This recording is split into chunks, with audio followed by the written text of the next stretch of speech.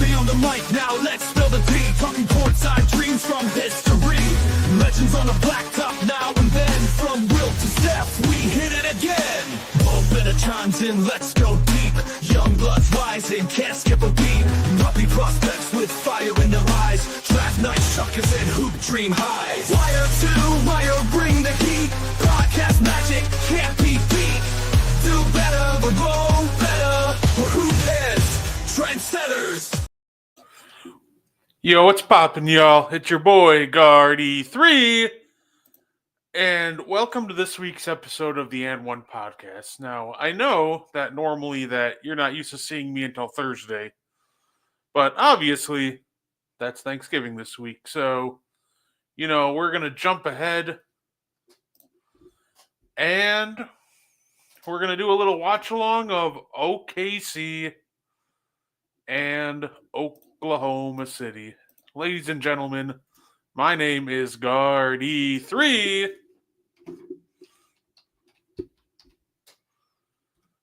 So currently, as I just, joined into the game here, Wiggins goes 2 from 2 to the line. Trying to get a quick scoreboard set up for you guys.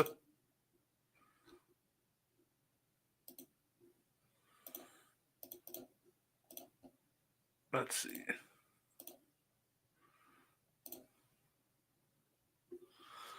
There we go. Okay. We're so back, ladies and gentlemen. Now J-Dub is going to the line right now to shoot 2. J-Dub has been absolutely terrific for Oklahoma City this year. Here we go. J-Dub hits the first. Anybody just tuning in, we're just doing a quick fun watch along of Thunder Warriors. And of course, if anybody just wants to talk hoops, more than welcome. It doesn't have to be about Thunder Warriors. She goes. Swing it to Dre. A little two-man game. Wiggins for 3. Got it. Good hit by Andrew Wiggins. It is 5-4. Andrew Wiggins getting a confidence boost back has got to be like one of the greatest thing the Warriors could have asked for. Floater's hard. Here comes Dre. Clears. Sorry, Wiggins. Passes it to Wiggins. Dre directing traffic. He tried to lob it over the top to Wiggins. It is picked off. Here comes Shea the other way. He goes right into the body of Lindsey Waters, the third, and finishes. So here comes Jonathan Kuminga the other way. Giving it to Dre.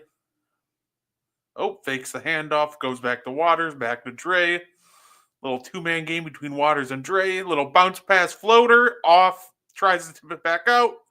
Successfully, Dre clears. Wiggins for 3. It is good. And the foul. There we go. Wiggins cashes it and is fouled in the process. So he's going to go to the line looking for the 4-point play. So here we go. Wiggins shooting 1. And it is good. So here we are, 9-6, Golden State, OKC. It is still early. We're about to hit the 10-minute mark in the first quarter. Here comes J-Dub pulls it. It's good. That is one thing when it comes to J-Dub. He's been more willing of a shooter this year. I think that was a flaw that got exploited in the playoffs last year. Now he's just letting him rip. As Kuminga puts one up short, Shea clears. Here comes, J-Dub clears the other way. And it's short, but love seeing him take those. Here comes Kuminga, kicks it out to Dre. Fakes a handoff to Pods. Really a handoff to Kuminga, who for 3, it is off. Ihart clears. Gives it up to Dort. Here he goes, taking the ball up. Dort wants to go right at Lindsey Waters. Hands off to Ihart. Isaiah Joe from the midi. It is short. Lindsey Waters clears. Here comes Kuminga coming down the other way. He's going to try to post up Joe. Nope, kicks it to Pods for 3. It is off, but Shea clears. And here we go. Here comes a little SGA iHeart two-man game. Oh, almost threw that away, trying to get it to J-Dub. Isaiah Joe sizes one up. Between the legs pass by iHeart. That is beautiful. Ladies and gentlemen, I love to see that. iHeart is such a great passer from the center position. It is unreal. Oh, Wiggins wanted to try iHeart with the little floater, but it is short. Won't go. Here comes SGA. Coming down the other way. Wants to go at Lindsey Waters. Turns the corner. Up and in and around Draymond. What a finish by SGA.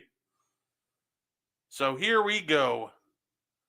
Kuminga. Oh, he wanted to go at J-Dub. Decides against it. Instead, here comes Wiggins.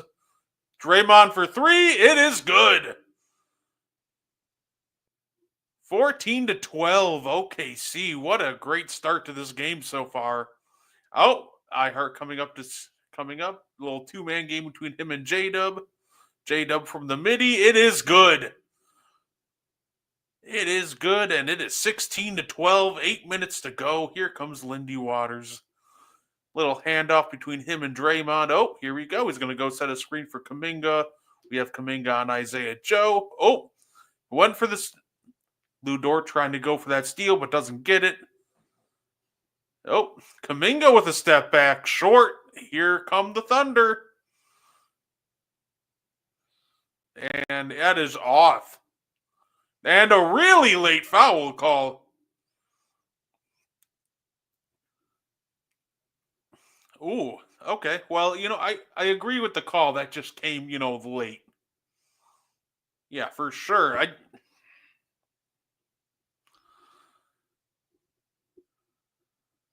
Yeah, he's still moving, so.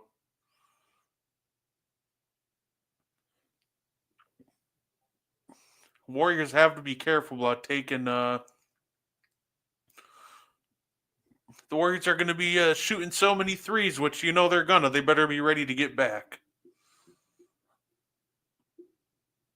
So Thunder are going to be up and ready to run every chance they get. It was Dre giving it to Kuminga.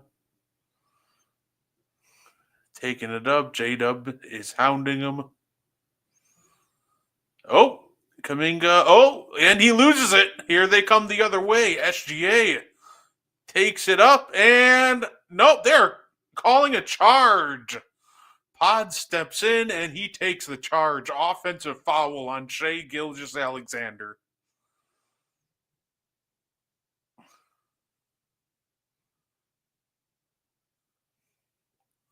Great job there by Pods just to slide in there and make sure to not be moving.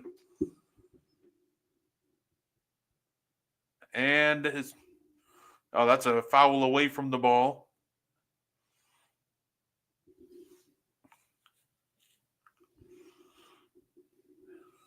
So here we go. Warriors side taking it side out. Dre gives it up to Pods. Oh, they're going to run a little two-man game. Denies the screen, and it is stolen, and here comes the Thunder the other way. There you go. They're running another two-man game. Oh, SGA pulls up from three. It is off. Pods clears. He's coming the other way. Here comes Kuminga. Oh, Kuminga lost it. Here we go. They're coming the other way. Isaiah Joe swings it back to SGA, who just decides that Lindsey Waters cannot guard him and goes all the way to the rim. Golden State has to take care of this basketball better. Nope.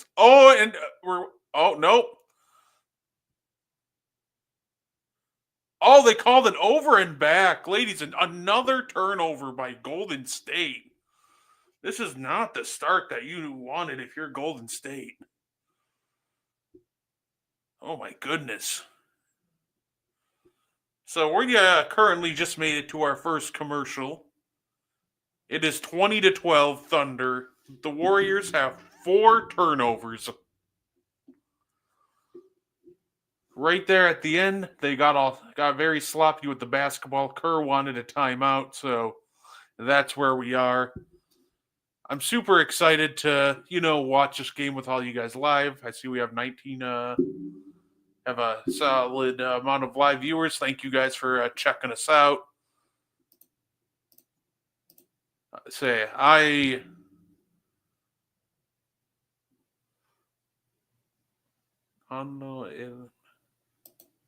Thank you for checking us out, sir.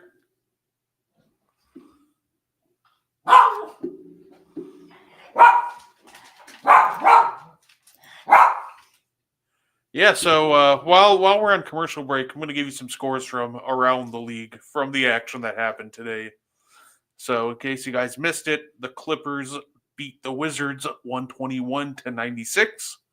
The Magic took care of the Bulls 133-119. The Pacers conquered the Trailblazers 121-114. Hawks handed the Cavs another loss, their second loss, 135-124. The Heat took care of the Hornets 98-94. The Rockets beat the 76ers in overtime 122-115. Mavericks beat the Knicks 129-114. Raptors beat the Pelicans 119-93. And the Grizzlies beat the Pistons 131-111. Games in progress right now. The Kings have an 8-point lead on the Timberwolves 112-104. The Nuggets are up 14 on the Jazz 72-58. Lakers up 11 on the Spurs 95-84. And the Nets are currently up 5 on the Phoenix Suns 68-63. Oh, I'm glad to see that the Kings are, winning. Jay Crowder coming in and giving them some good minutes. I did like the Jay Crowder signing by them. I think that he can add some. He can at least give them more options. I think that, it didn't work out for him in Milwaukee for, whatever reason. I'm not going to, crap on him as a player. He was a great player before he came to Milwaukee, and I absolutely think that, he could very well turn it around in Sacramento. Cheering for him. Hopefully it works out for him. As we're almost back to game action here.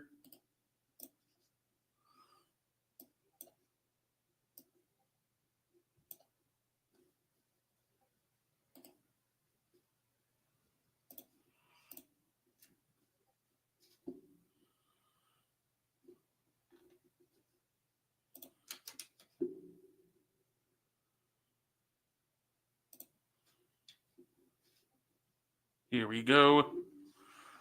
Say Steph Curry is out tonight.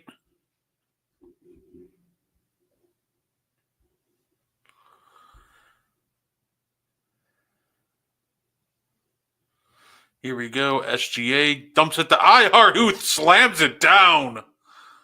10-point lead. Golden State Warriors really don't have an answer right now. Thunder on a 16-3 run as Dre puts up a 3. It is short. Lou Dort clears. Here we go. J-Dub, little screen and roll action with iHeart. Swings it back to him. iHeart with the little push shot. That is good. We are up 24-12. OKC is rolling. Golden State right now without Curry is struggling. Hey, Hallie went off for 28, 10, and 7. I love it. Halliburton's been heating up. So here we go. Here comes Pods. Kicks it back out to Dre. Dre lines one up. That's short. Here goes Wiggins taking it down. Kicks it out to Lindy Waters a third. 3-ball. No good. So here comes Shea going back the other end. Sizing up Wiggins. Here comes Isaiah Joe to set the screen. Nope, denies the screen. Steps it back for 3. It is short.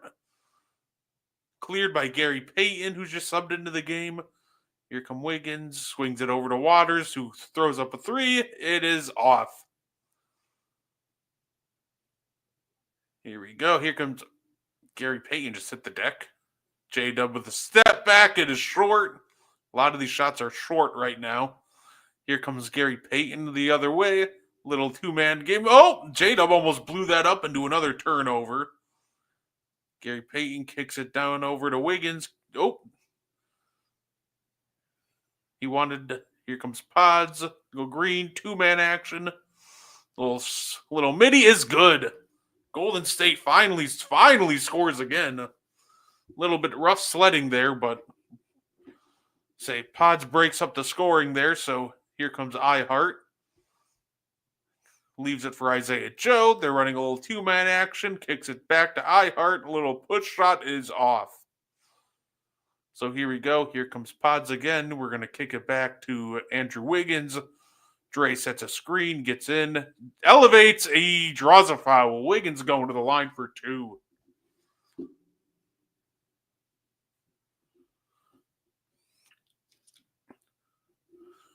So here comes Andrew Wiggins.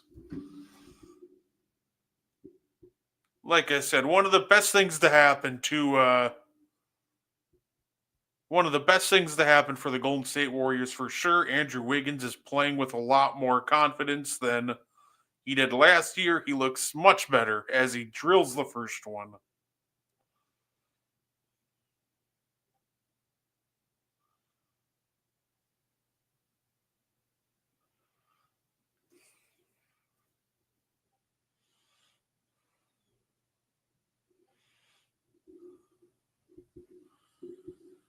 All right.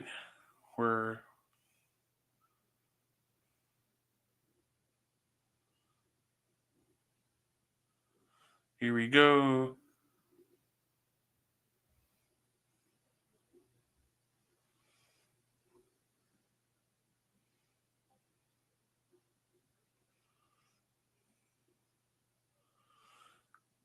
And Wiggins hits the second one.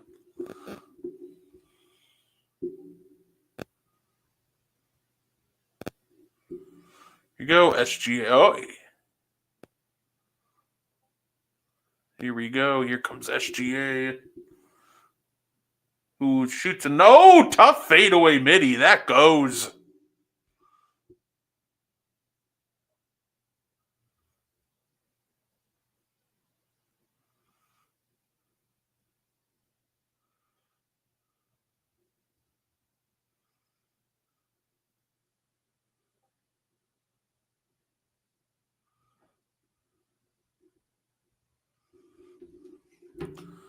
Here we go. All right, what do we... Oh, and three is good. Thunder are rolling. They're up 29-18. 3 minutes to go. All right, here we are. Oh. Buddy Hield's going to let it rip, and that's good. So 29-21 game, and we are going to get a timeout by the Warriors.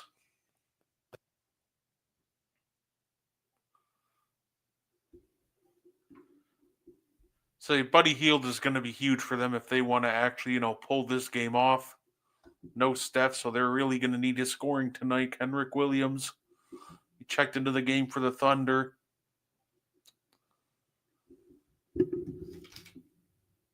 So we are at a commercial break, ladies and gentlemen. It is 29-21. I definitely appreciate everybody who's tuning in.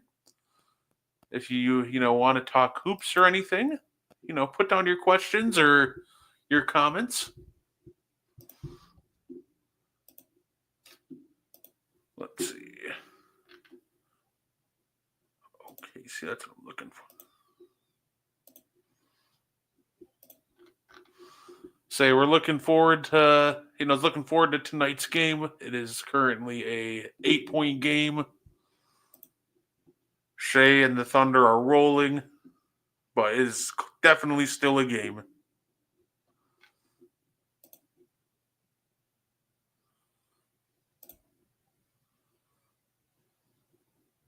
So hopefully everybody checking it out. Hopefully they have a nice Thanksgiving. Hopefully y'all got great Thanksgiving plans. I know I'm excited tomorrow to watch the Packer game.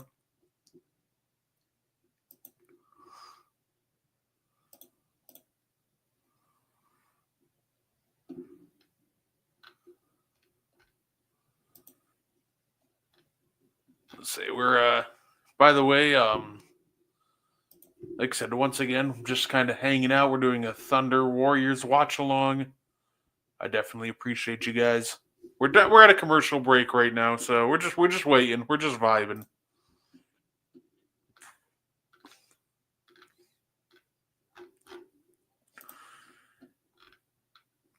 I'll say super looking forward to seeing how this game goes. Should be a fun slate of football tomorrow. Granted, debatable if Cowboys and Giants is going to be worth watching, but battle of mid. But that game could be a lot of fun. Really, it just always seems when like two bad teams like the Giants and Cowboys in their current states get together. A lot of times the game ends up being real fun.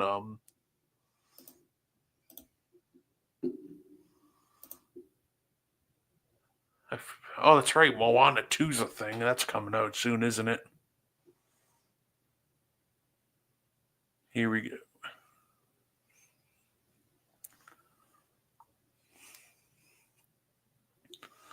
Let's say.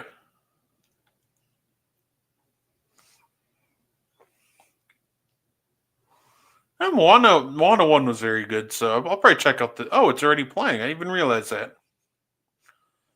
Well, maybe I'll have to check it out next week.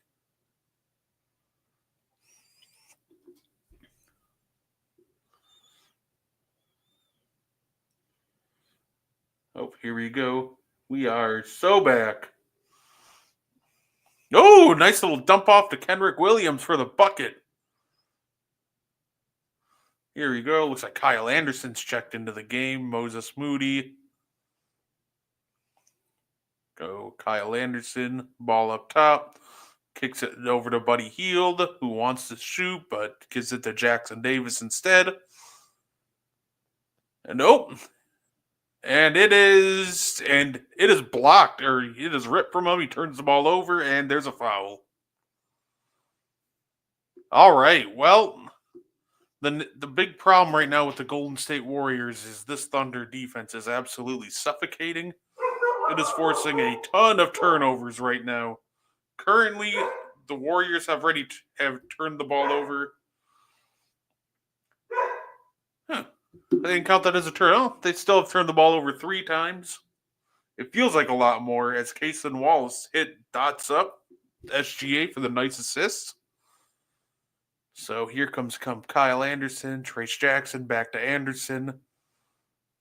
Setting a screen for Buddy Hield, getting hounded by Williams, kicks it back out to Anderson, swings it to Payton, swings it back to Anderson, who now has the look to attack. Kicks it to Payton. Moody elevates. It is blocked. This defense of the Oklahoma City Thunder has just been absolutely suffocating. They have 3 blocks on top of 3 steals already. The Golden State Warriors just cannot get anything going. Oh! What a move! What a move! Wiggins with the bucket. Not Andrew, Aaron. Here we go. Kyle Anderson sizing him up. Dumps it over to... What's poppin', Mo? Partner, you know what they say, sometimes it's better late than never. So I'm just glad to be here, catching up. I know that OKC is very much on the verge of blowing things out, but hopefully the Warriors can stave them off. Yeah, it's OKC has just been swarming defensively.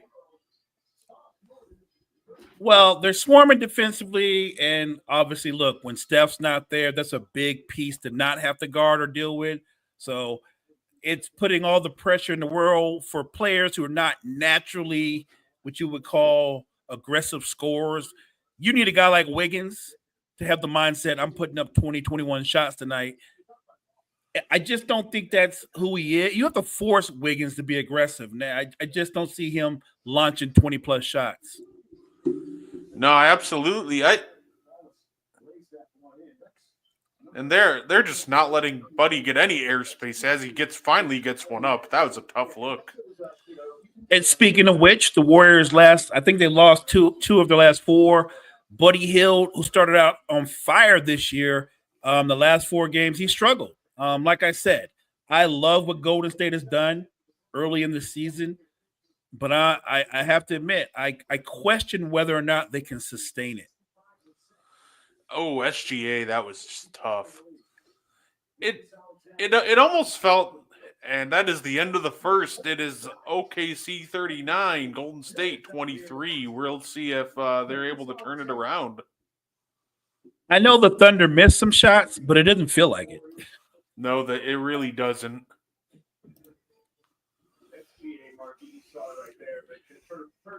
Well, like I said, I need Wiggins to have one of those rare nights where he's aggressive and he gives them 28 or 30 and you get double digits from pods. You don't usually have to tell Kuminga to shoot. You just need Kuminga to be a little bit more efficient. Yeah, right now it's so tough for Golden State because SGA has decided that, oh, Steph ain't there. Yeah, I'm going to take this game over real quick. And Jay Will's playing aggressive defensively. And then you get the big man out there who's a great addition, obviously Hartenstein all over the place. This is the wrong night for Steph not to be playing. Yeah, shout out to Jalen Williams too. I thought last year one of his big problems was kind of being in the playoffs. He was just very reluctant to shoot, and that was exposed. This year, he's definitely a more willing shooter, which even I don't need him to just quickly rip every three, but just the fact that he is a much more willing shooter has opened up his game so much. I agree. I think that he feels more like, I know SGA is the guy, but I'm a partner to him. Like, I'm a willing partner. I think it's good that he's not deferring as much, and he's saying, like, look, I can get 20 a night myself. So, yeah, I love it that you're seeing a more aggressive Jalen Williams on both sides of the ball, for that matter. And let's not forget, guys, the Thunder are still playing without Chet. I mean, Chet was having an all-star caliber season before he got injured. So we're not seeing them at full strength. When this team is at full strength and everybody is there, they're going to be scary. Yeah, it's kind of terrifying, the fact that they are missing Chet and they can just slide iHeart in there and it's just fine. iHeart's passing is just completely breaking this offense open. Yeah, I was looking forward to this matchup, but again, I was looking forward to it assuming Steph was going to be part of it, because it would have been a much more compelling game. Look, I'm not saying that Golden State can't get back in the game, but this feels like one of those games early on, Brett, where OKC is trying to end this early. No, fair enough. You see that the Cavs suffered their second loss of the season already today? Trae Young went Cavs. for 20 and 22. 20 and 22. Yeah. Okay. That's putting in work. You know what? I know this isn't and one, but for fun, you know how we talk about underrated players or underappreciated players? Yeah, absolutely. I want to give a shout out to a guy who wasn't even in the league for 2 years. He was playing in the Puerto Rican league. He played in some Indiana basketball league. Like, when you're a hooper and you're not in the pros, but you're a hooper, you hoop. You go to whatever league that'll take you, and you stay active.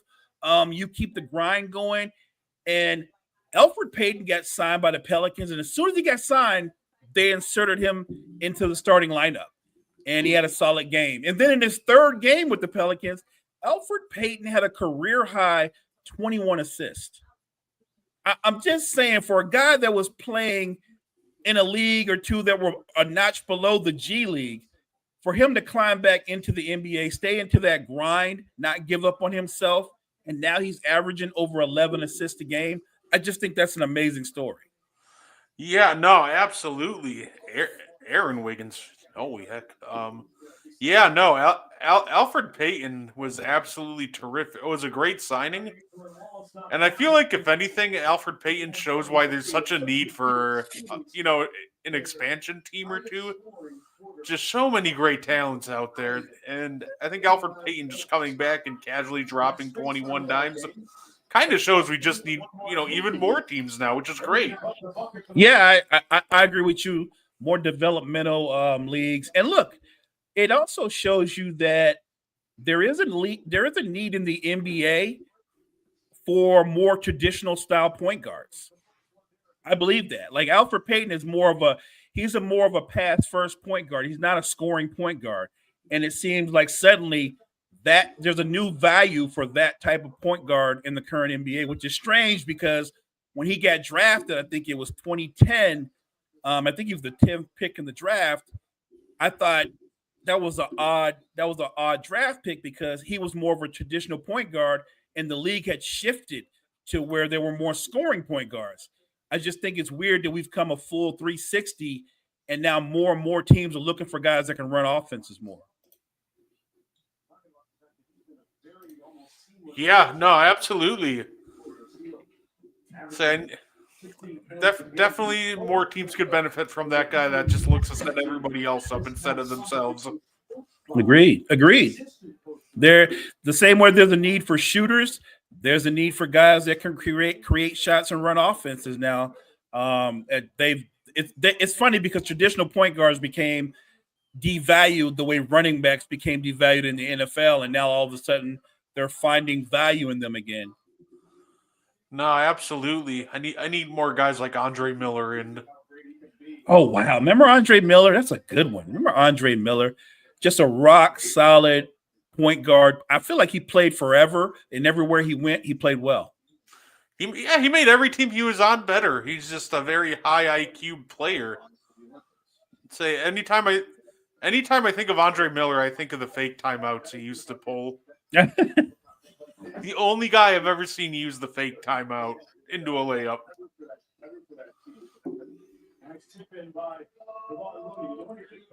All right, well, Golden State's showing a little bit of fight.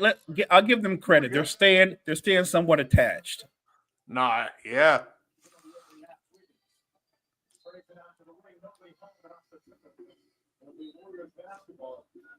What are your thoughts, Brett, when you look at the Thunder? And I talked about how scary they could be top to bottom when Chet gets back.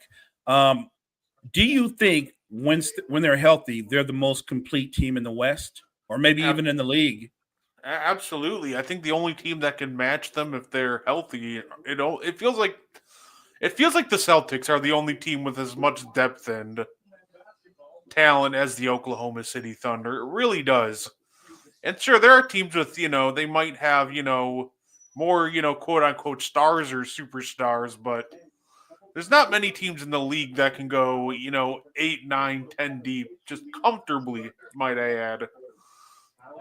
And this Thunder team is just ridiculous. They can go 10, 11 deep, even in a playoff setting, and they'd be perfectly fine. Nice just responding with a 7-0 run. Wiggins spins on Spencer. And you almost forget that. Look, I think Jay Williams in his own right is going to be a star, right? And look, he's injured, but everything tells you when you watch his increased development, Chet's going to be a star. Oh yeah. Oh, good pass. Look at Buddy come to life. Okay, all right. Yeah, no, I think for sure. I think for sure that the Thunder have already. They have one superstar and they have 2 stars. I agree. And they have all the depth you want for role players. They've got shooters and scorers like Wiggins and Hartenstein. Not Hartenstein, but Isaiah Joe. They're very, very deep. Say, yeah, and Cason Wallace has been terrific for them too. Yes. Yeah. Let's not forget our guy Alex Caruso when he's healthy. Yeah. I'm excited to see this team at full strength. I feel like they'll just smoke. I think like they'll just smoke the first team at full strength. They play by like 50. They're a scary team, and they can play so many different lineups because you get SGA can play defense at an elite level. Then you've got Dort to go with Alex Caruso on the perimeter. You've got Hartenstein and Chet on the back line. Like they can play so many different lineups and the versatility that they have. Again, Sam Presti once again doing what he does, just being the best GM in the NBA. And it looks, oh, is this going to be a transition take? Yep. Transition take foul on Buddy.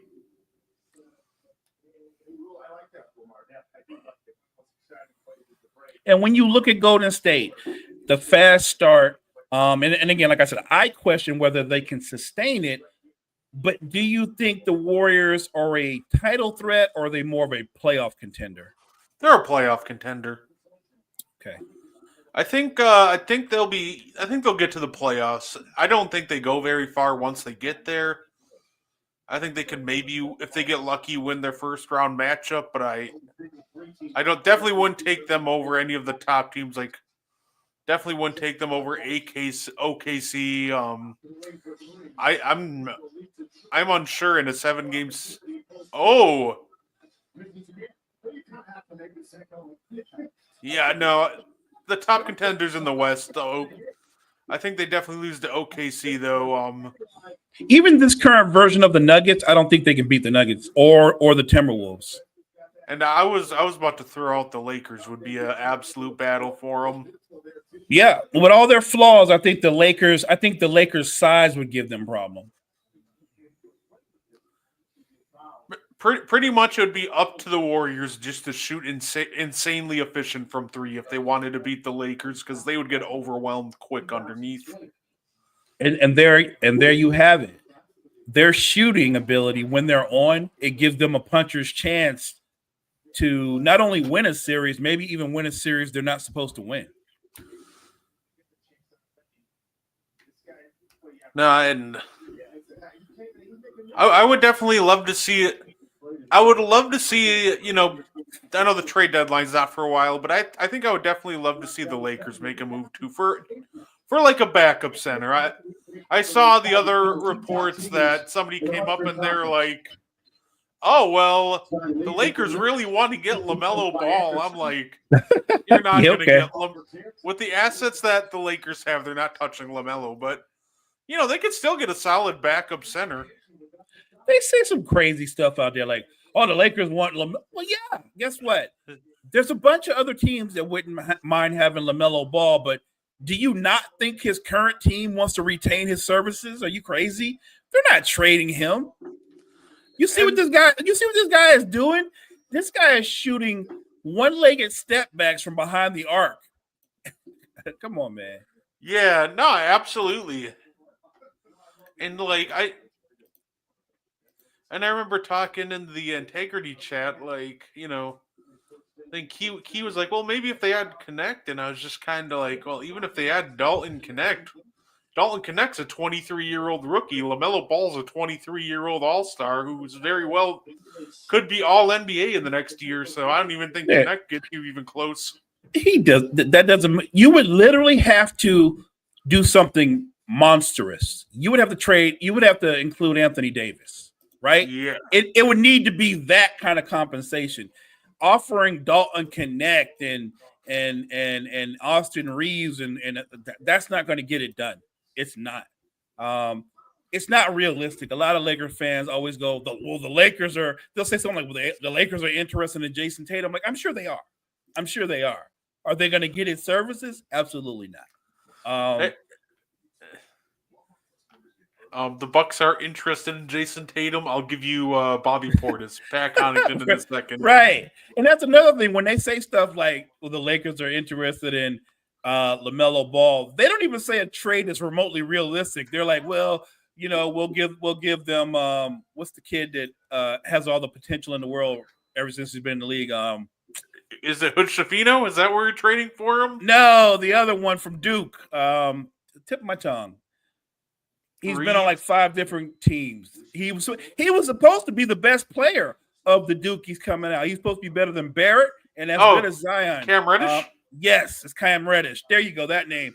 They'll be like, well, what if we put Austin Reeves and Cam Reddish and Rui into that trade? That's a fair trade. Like, no, it's not. No, it's not a fair trade. No, the Lakers need a wing defender that is an efficient 3-point shooter or scorer. And I heard people say backup center. No, their problem is they're 30th in the NBA in defense. And it's not because Anthony Davis is not a good defender.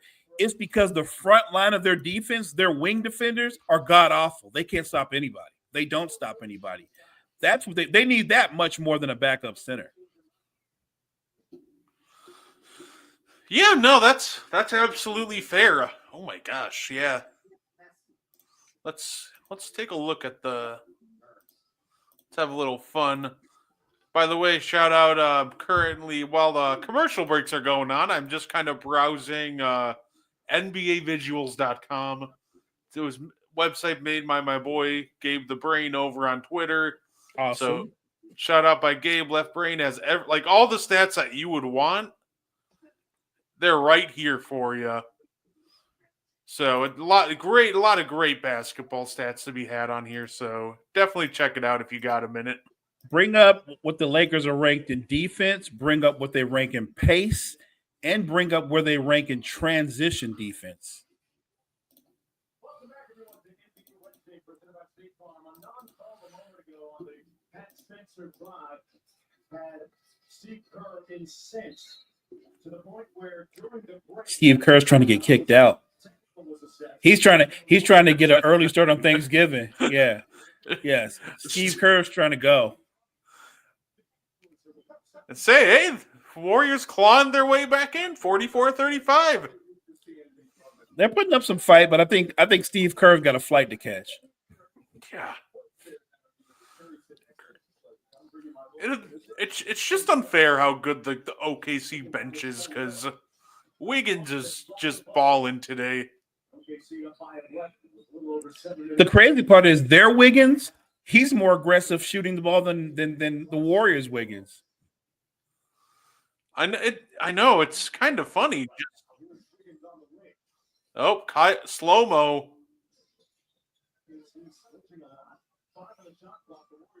I will say about Slow-mo, his shooting form looks much better in Golden State. You could tell they definitely tweaked it. So, J-Dub pump fake, reload. 3 is good. Just like that, 14-point game. Yeah, this is. I don't see it. I hope I'm wrong, but this might be a good game to start talking about NBA trivia. Yeah. Who's this brother? Who's this?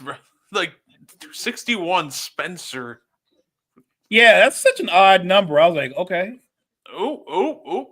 Cason Wallace just came up a little gimpy. That was a tough take he did. He landed wrong. Yeah. I hope it's nothing serious. The guy in the 61, I feel like they just literally like, well, we need to suit 12, and they just found the guy. they didn't even, that probably wasn't even on the roster before the game started. They were just like, hey, do you want to play? Right. You like to hoop. You're a hooper, right?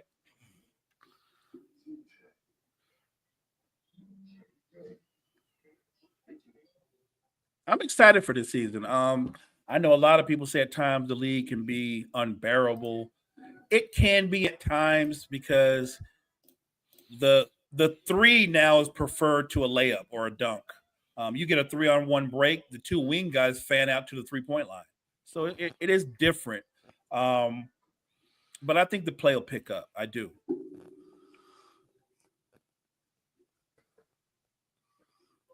No, absolutely. I think that's why the WNBA, you know what, they say that the league at times can be more fundamental and more interesting to watch. Yeah. I think there's some points there. When they have a 3-on-1 break, sometimes they'll shoot the 3, but a lot of times they'll take the layup. That which is actually the fundamental thing to do. Yeah, no, absolutely. You don't have an idea. Well,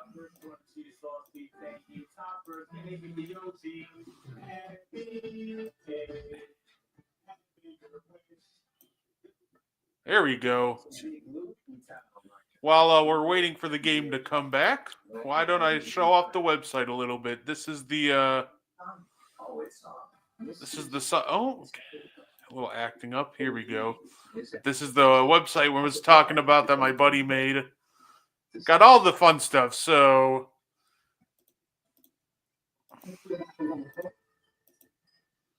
We're talking about the Lakers, what they do and how they are defensively. So congested. Looks like a big problem with them is just cuts. Don't defend the roll particularly well. Cynex? Breathe. But yeah, no, it's got all this great great stats, and you can pretty much any stat that you can imagine that you really want, it's all here. So I'm definitely looking forward to The impact of a meal. he's going to keep adding, so I'm definitely looking forward to seeing what else he adds. Seems like a great site, especially if you're looking for numbers or if you're into advanced numbers and things of that nature, or habits, players' habits, where they're shooting from, where they're most effective from. So sounds like your buddy came up with a really great site. Oh yeah, and The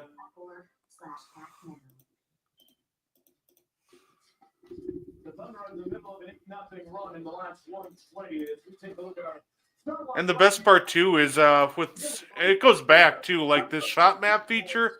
You can go all the way back to 96, 97, all the way up to this year. Wow. So like and it's literally like, here you go, in case we're curious what Byron Scott shot in 96, 97. So that's what I love too about the site, and what makes it so beautiful to me is it's really just everything. It's just, you want current stats, got you. But do you want, more classic stuff like we like to look at? Also, site's got you. in terms of the comeback to the Warriors. And there's some stats that only go back to like 2013, 14, but Transition point this Thunder team in the half court is so good. That's still a pretty good sample size. You're talking about 11 years ago, 11, 12 years ago. That's still pretty good. Like I said, there are times when I'm constantly looking for different variations on advanced numbers and analytics. So, yeah, I think your buddy's onto something. Sounds like a great site, a site that I'll be using on the regular. oh, absolutely. Dre's chirping? He's got a plane to catch, too. I get it. Everybody's trying to get that early start on Thanksgiving. Oh. I feel like they. Oh, he's joking with the guys from ESPN. Yeah. Because Bob Myers is his guy, right? Yeah. Man, yeah. If somebody gets tossed, I don't even feel like they'll argue. They'll be like, "All right," just sprinting out to the locker room. Right. Right. Exactly. Sprinting to the locker room. Right. SGA, holy cow! He is so insanely smooth, under control, gets to his spots, quick release.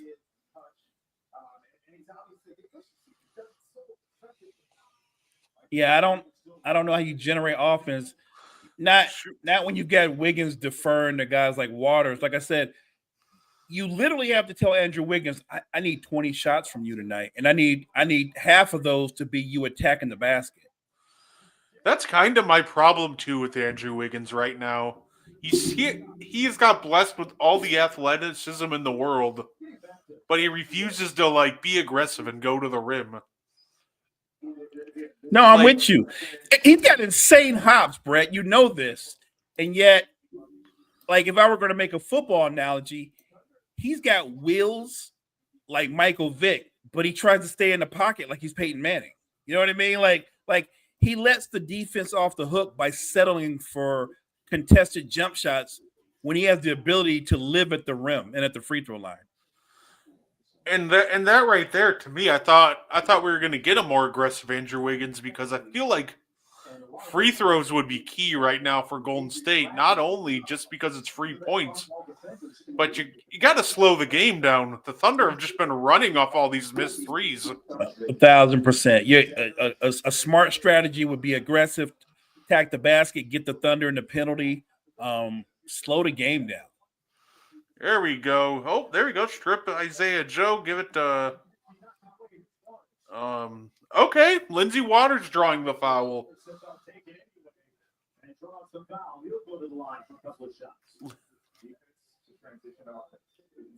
Yeah, they need more attacks.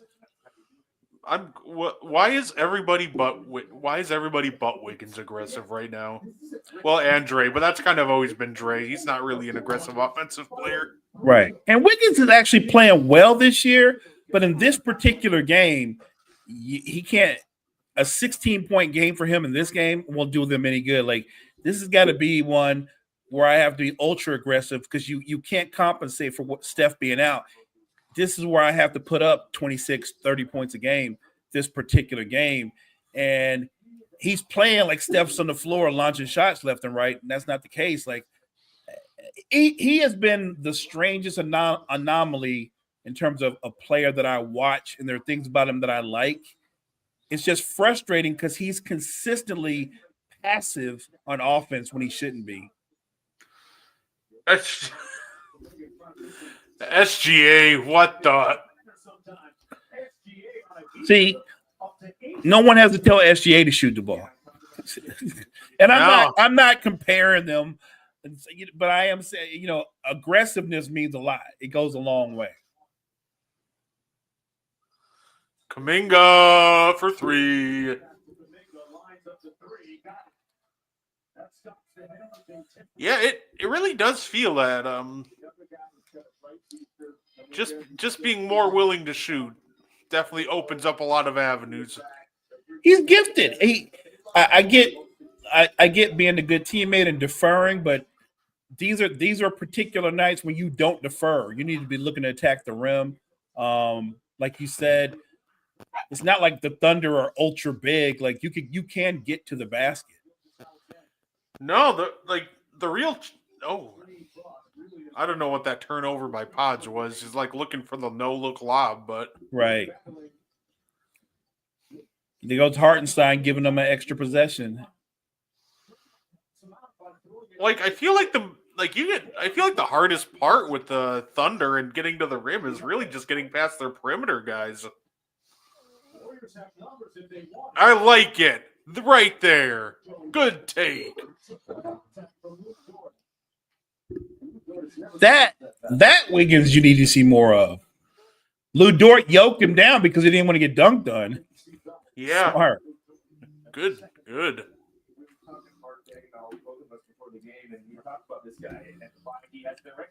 Going to the line for 2. Are you excited for Thanksgiving, Mo? I am. Thanksgiving is, as I've gotten older, it's become almost my favorite holiday. So I'm excited for eating, of course, the food and all that, but then more importantly, it's after you get that 20-minute break or 30-minute break from eating the food, when you kind of reset and go, all right, where's the desserts? Right. Let me hit the pumpkin pie, the sweet potato pie, apple pie. I think last year they had pecan pie too. Like, I'm hitting all the pies. I don't eat cake much, but I love pies. Hey, that's fair enough. As far as the food go, I think we talked about it on the morning show. Look, for me, I love homemade mac and cheese. Give me the homemade mac and cheese. Give me some cornbread. I'm talking about sides now. And I got to get that broccoli casserole, and I'm good. It's funny because normally for Thanksgiving for a couple of years now, we just go out, we'd find someplace that is open and go there. We did that once, and it actually wasn't a bad experience. What restaurant was that when you went on a Thanksgiving? I actually think it was a buffet, and it was awesome. Yeah, me and my grandparents used to go to Denny's every Thanksgiving. There's nothing wrong with that. Nah. I know they have a slam burger because I never know if I want breakfast or lunch. Well, Denny's has a slam burger, which has eggs, hash brown, and bacon on a burger. Oh, wow. So now it's like, okay, well, you know what? I'll just get this and I'll get breakfast and lunch. Call it a day. Yeah, you're getting both of the best of both worlds.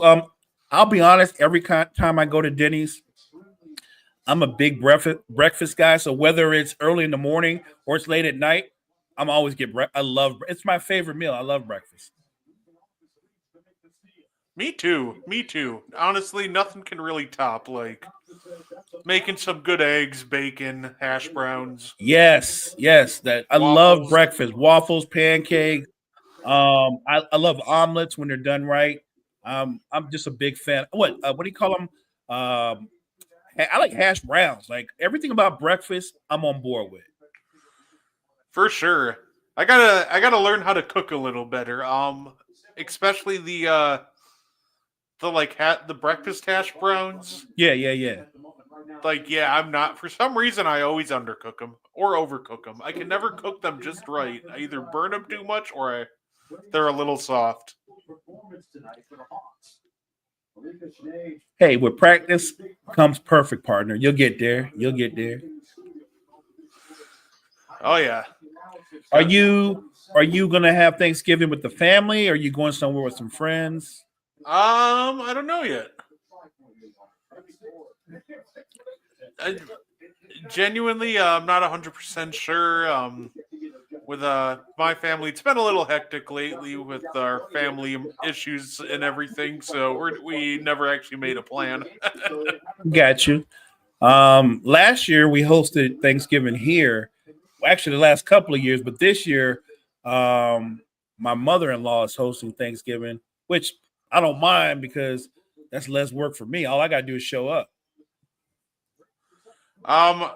Me and the ex-wife hosted Thanksgiving a couple times. It was Wiggins couldn't get that to go. Come on, Yeah. Wiggs. Yeah, I missed a couple of bunnies there. Right. You gotta go strong, man. I mean, that's cool that you guys hosted Thanksgiving to still get along. That's decent. Yeah. I'm just happy that the Bucks held on yesterday. Miami came roaring back, and the Bucks tried to lose that game, but thankfully Dame gave us 37. Dame came through for you guys. Unfortunately for us, Phoenix beat the brakes off the Lakers. Man, that was rough. Look, I think the Lakers are on a 3-game losing streak, and they're all the games have played out the same way. They've been horrible in the third quarters of all the games. And their defense, when their offense is going well, their defense is better. But like I said, they're horrible at the point of attack, and they don't have any elite defenders. Like when you talk about the Lakers, what do they always talk about? They keep talking about what's the kid that they call a defensive stopper, but he can't score. But he's always hurt. Literally, he's always hurt. Vanderbilt. The man stay hurt, but all you hear is when Vando gets back, he's gonna be locking people down. Vando doesn't get back, and when he does get back, he doesn't really lock anybody down. Plus, the other team plays 5-on-4 the other way because they don't guard him because he can't shoot. They need a legitimate defensive stopper who can make shots or score outright. Anything short of that, I don't doubt they'll make the playoffs, but I think they're going to be one and done once they get there with the current roster. The funniest thing I remember still hearing was when I was told that, because I was talking to another Laker fan, and he tells me, Vanderbilt can score, and I'm like, then why hasn't he ever scored? He's saving it. Yeah, right? He's like, saving He's saving it. That day was so weird because I got told on the same day. Because at first I got hit with, I forget, it was some guy on TikTok trying to convince me that Rodman what could score. Could score, but he just didn't want to. No, Later in the day, it was Vanderbilt could score and he didn't want to. I'm like, what are we doing here? Look, Dennis Rodman, I think in college, he did put up numbers. But when you go to the league and you turn yourself, he becomes more of a defensive player. You could tell, like, his offensive skills, they were below raw. Like, it's not like he can break you down off the dribble. He can't shoot the ball. Like, Dennis Rodman wasn't a scorer. And when people go, well, he could score if he wanted to, like, no, he wants to. He can't. And he's smart enough to know, like, I don't need to score. I need to do that thing that they bring me here for. Get 16 rebounds, play elite defense, play with the kind of energy that he plays with. But yeah, people say crazy things. I've heard somebody say that Vanderbilt could put up numbers if he wanted to, and I'm like, no, he can't. No, he can't. Right. And that's the thing. People will be like, well, he did it in college. And like, playing in college and playing in the NBA are two completely different things. This is true. There's a lot of guys that put up 20 plus points in college, and then they got to the NBA and became role players who averaged like 8 or 9 points a game. So don't tell me what you did in college. Tell me what you did in the NBA. Yeah, that's why kind of like when people are trying to like gauge like college and players and how good they'll be in the league, as Kuminga picks one off and takes it coast to coast. No. They'll be like, oh, this guy averages 20 and this guy averages this. Like, okay, that kind of matters, but it also kind of doesn't. Like, I think you're more so trying to look for tendencies. Right. Correct. Like, more than anything, like. I'm giving Golden State credit. That was horrible defense in the end. 12-point game, but look, it's still a competitive game. It feels like Golden State is down 20. They're only down 12. Yeah, and in the NBA nowadays, a 12-point lead doesn't mean a thing. So, especially if the team with the lead comes out lackadaisical and doesn't come out and take care of business and let the other team back in it. So, I think I'm gonna give Golden State a lot of credit, staying attached, keeping it competitive. It'll be interesting to see what we get in the second half. Oh, Mo, I got a question for you, Mo, and it's kind of along the lines of those the TikToks you put out. How good would Tony Kukoc be in the NBA today? I think Kukoc will probably borderline all-star. I do. I think in this NBA, with minus the physicality and the floor being spaced, in this NBA, Tony Kukoc could play the 3, the 4. I think in certain lineups, he could play small ball 5. He's 6'11". Mm-hmm. 6'11" and can handle the ball and can shoot and is a terrific passer. Like whatever you think of Josh Giddey, who's now with Chicago, I think Tony Kukoc was a better version of Giddey. Yeah, no, I was just thinking about that. Like, it would be interesting to see how Kukoc would do. The other guy I probably think of too much, how would they do in today's NBA, is Detlef Schrempf or Drazen Petrovic are the other. Oh, wow. Petrovic. Look, first of all, Detlef Schrempf, he's as big as Kukoc, but let me say as tall, but he's a much bigger man. Like, Detlef Schrempf was ripped. He looked like Drago, but he could ball. Like, he would be an all-star player in this NBA. Detlef Schrempf would be a matchup nightmare. Could put the ball on the floor, could post, could face you up, had range. I think a guy like Detlef Schrempf, I'll go you a step further. Give me prime Tom Chambers. Prime Tom Chambers would eat well in this NBA. Whew, love it. I think say him, give me prime KJ too. He would cook. Oh, Kevin Johnson in this NBA? Now, KJ was an all-star in his era. In this NBA, because of the way the floor is spaced and how wide open it is and how it's called, he'd be a borderline of superstar in this era. There is no point guard, I don't know of any 2 guard, that can stay in front of him without fouling him. No, absolutely. He's just so shifty and athletic. Granted, you'd wonder how well he would be in terms of shooting the 3, because he didn't really shoot 3 a lot, primarily because of his error. I think he only shot the 3 at like 32% or something. But his mid range was water. Like he had a strong mid range, and I think Kevin Johnson would live at the free throw line in this NBA. Oh, I have no doubt everybody would get postered by KJ. If you can poster Hakeem, I'm convinced you can poster anybody. Oh, I think he's going big game hunting in this era. I think he's coming for Joker and Embiid. He's coming for the big boys.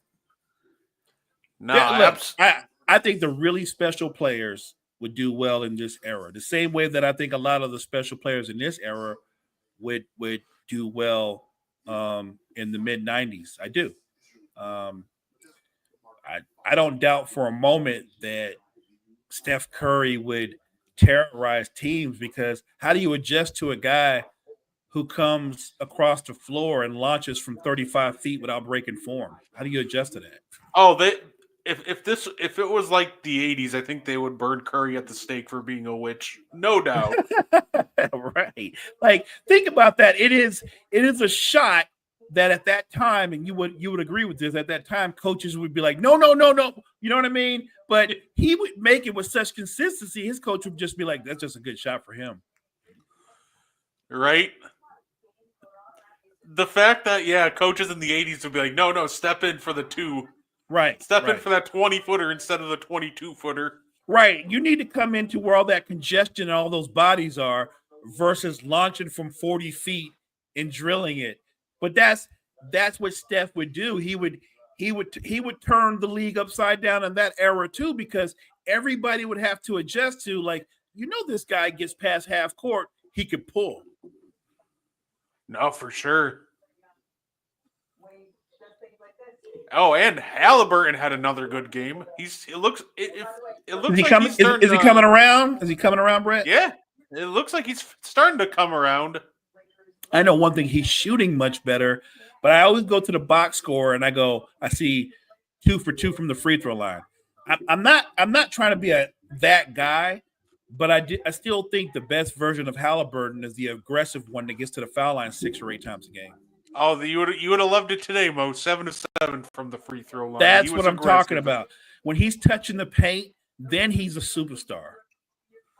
Yeah, that's what I think he did well the last at least this game he did it well. The last game he did it better than he has been all year. So it looks like he's trending. Jalen Green.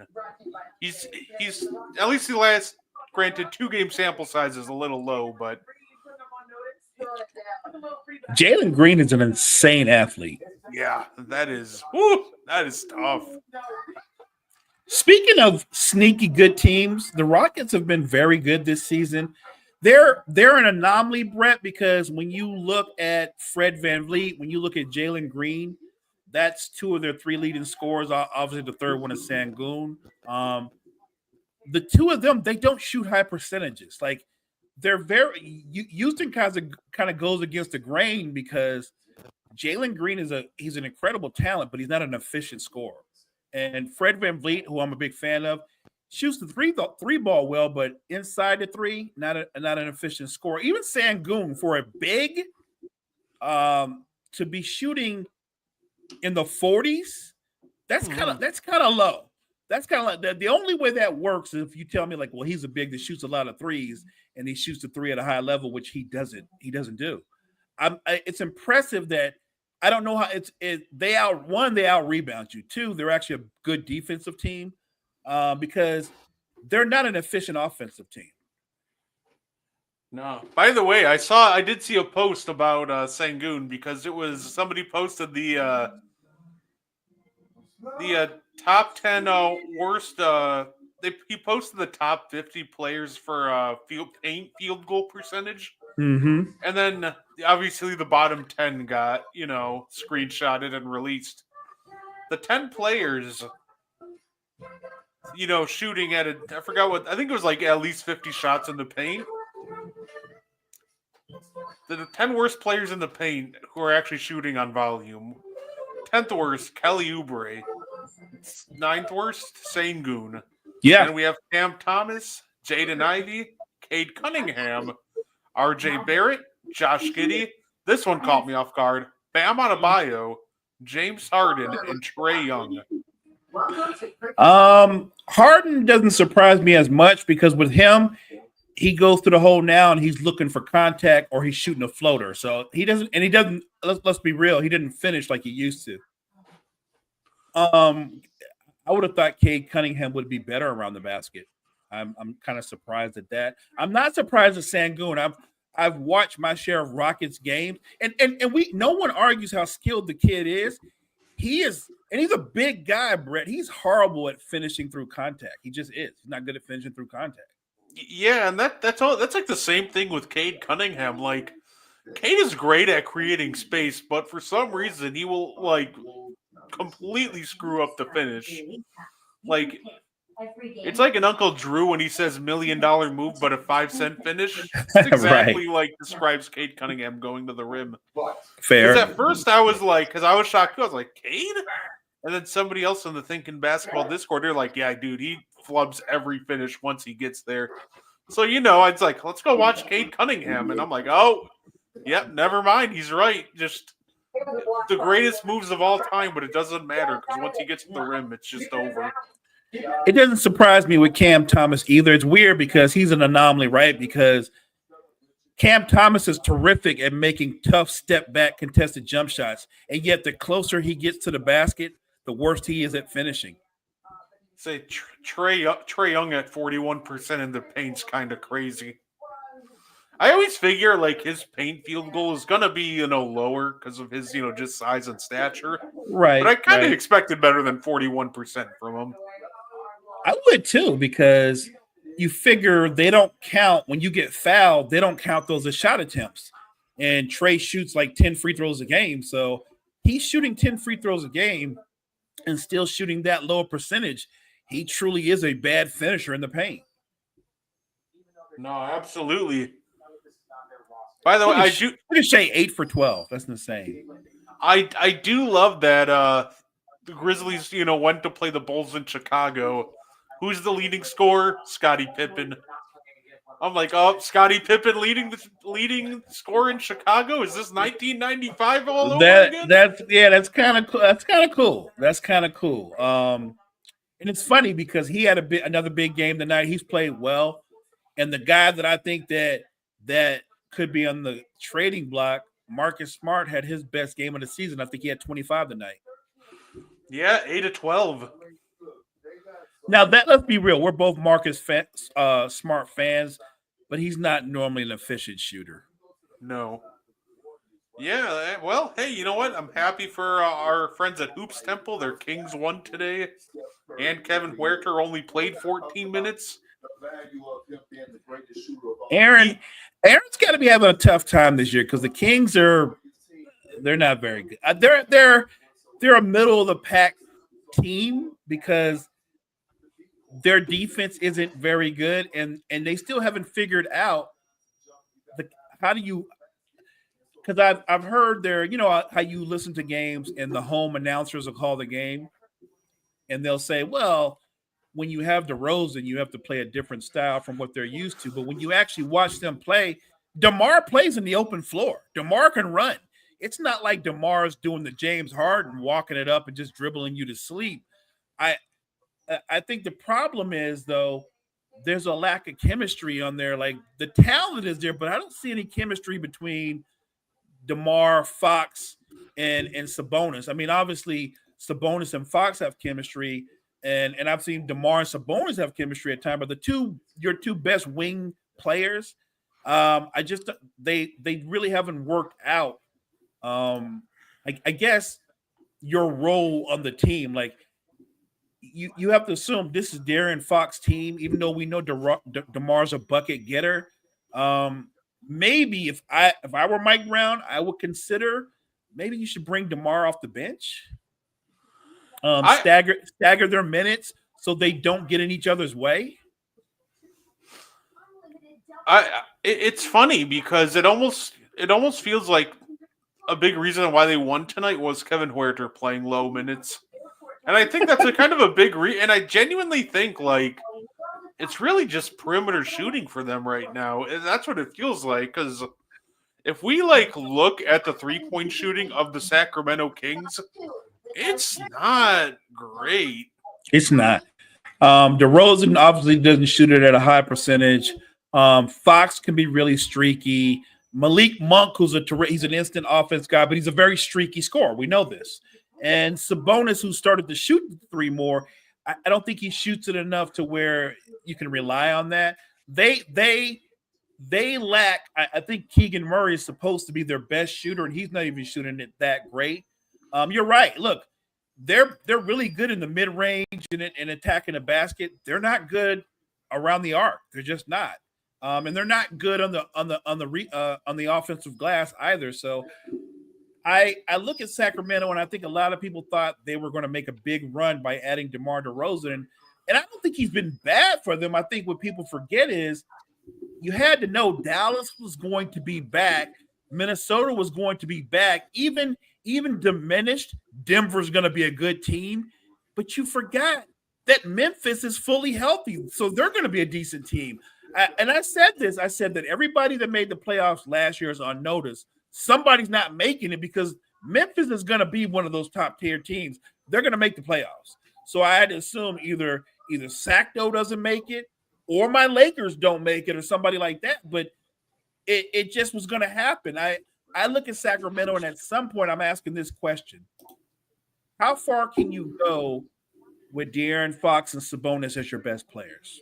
And I'm not – this isn't me saying I'm not fans of either guy. I think they're both terrific players. But I'm not big on anointing people superstars. I think De'Aaron Fox is an all-star. He's not a superstar. I think Sabonis is an all-star, not a superstar. What is your ceiling with them being your two best players? That's all I'm saying. Like, do you really think at some point they're going to take you to a finals? That's the question I would ask. Yeah, this team, it feels like it's only possible with injury. Kind of like how Dallas just made the finals. I feel like that's the only way we see the Kings kind of crack it. But everybody healthy, yeah, no, I don't see this team. Just for fun, Mo, I went to the Kings. I pulled up their stats. I'm looking at their three-point shooting percentage by attempts. So De'Aaron Fox is actually leading them in three-point attempts per game. He's taking 6 a game, 34%. Here you go. Kevin Huerter, he's actually taken just 0.2 of a three less than him. He's at like 5.9 compared to 6.1. 28% from three. Wow. Keegan Murray's 5.5 attempts per game, 29% from three. Malik Monk, he's at 4.5 attempts a game, 28% from three. Trey Lyles, 3.5 attempts a game, 33% from three. And I think that's just kind of the underlying problem. I don't think they need a lot to turn this around, really. I just think that, first off, Keon Ellis has to be the starter, which they did tonight, and they won. Keon Ellis is 44% from three on 3.5 attempts a game. He's been consistently their best shooter among guys getting actual playing time. But it just feels like if they just start knocking down some of their threes, easier said than done, I know, that a lot just would turn just from extra spacing.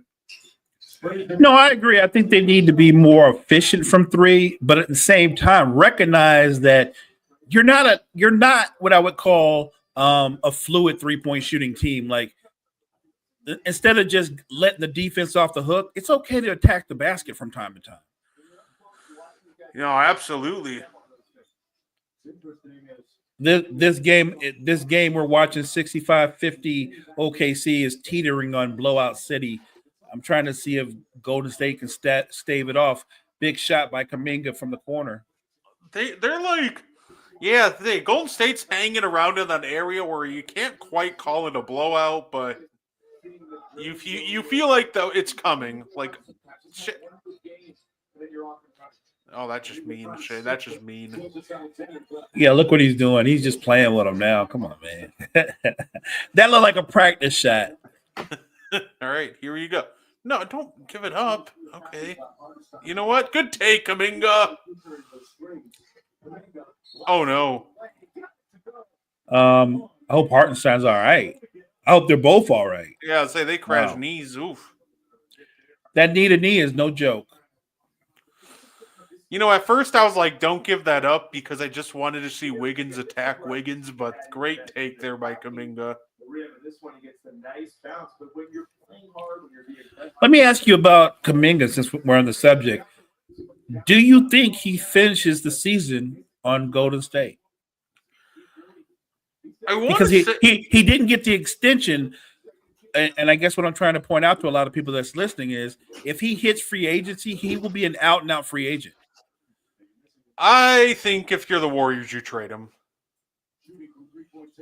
I do too, because if you're not going to give him the extension he's looking for, it's not like when you get to the offseason, you're going to go, that money we didn't want to give you before, we want to give it to you now. And even then, like the kind of human nature aspect of it, right? Because if He's you're leaving. He's leaving. yeah, if you're Kuminga and they do all of a sudden offer you the money, I doubt you're just gonna be like, oh, okay, yeah, I'll take it. It's no, why didn't you offer that to me sooner? Correct. Yeah, he has value. I would absolutely trade him if it's for the right piece that can make this Golden State team more of a contender. Yeah, no, absolutely.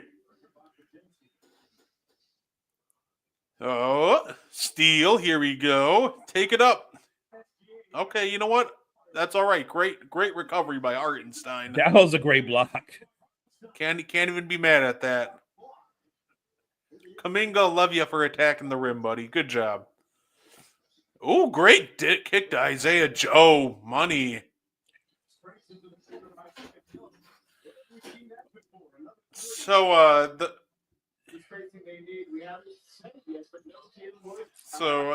when do we hit are we hitting the panic button on the 76ers who lost to the Rockets today? I don't think it's a panic button. I just think that when you dig the hole that they're digging, even when you get Embiid, Paul George, and Maxey together, you got to make up all that ground just to get to 500. And I guess my question is, where do you think they're going to finish at? Maybe the 7th seed? Like, they're going to, at best, if they make up the ground, won't they just be in the play-in maybe? Yeah, at this point, I think they're just a play-in team. I do think they make it, but I want to point out this morning on the morning show, the NFL Genius told me that when they get their guys back, the Sixers are going to go on like a 17, 18 game win streak. So, if he's right, suddenly the Sixers are going to be like a 5th or 6th seed. Now, it's not like 9 times out of 10, the NFL Genius tell me something, I'm like, that's probably going to happen. But he wasn't talking about the NFL. He was talking about the NBA, and he was talking about Joel Embiid Sixers. I do not believe the Sixers are going to go on a 17 or 18 game win streak. I don't. I don't care if they're 150% healthy. I think what people are underestimating is when you look at the back of the East, and Brett, you can appreciate this. The back of the East, those guys are competing.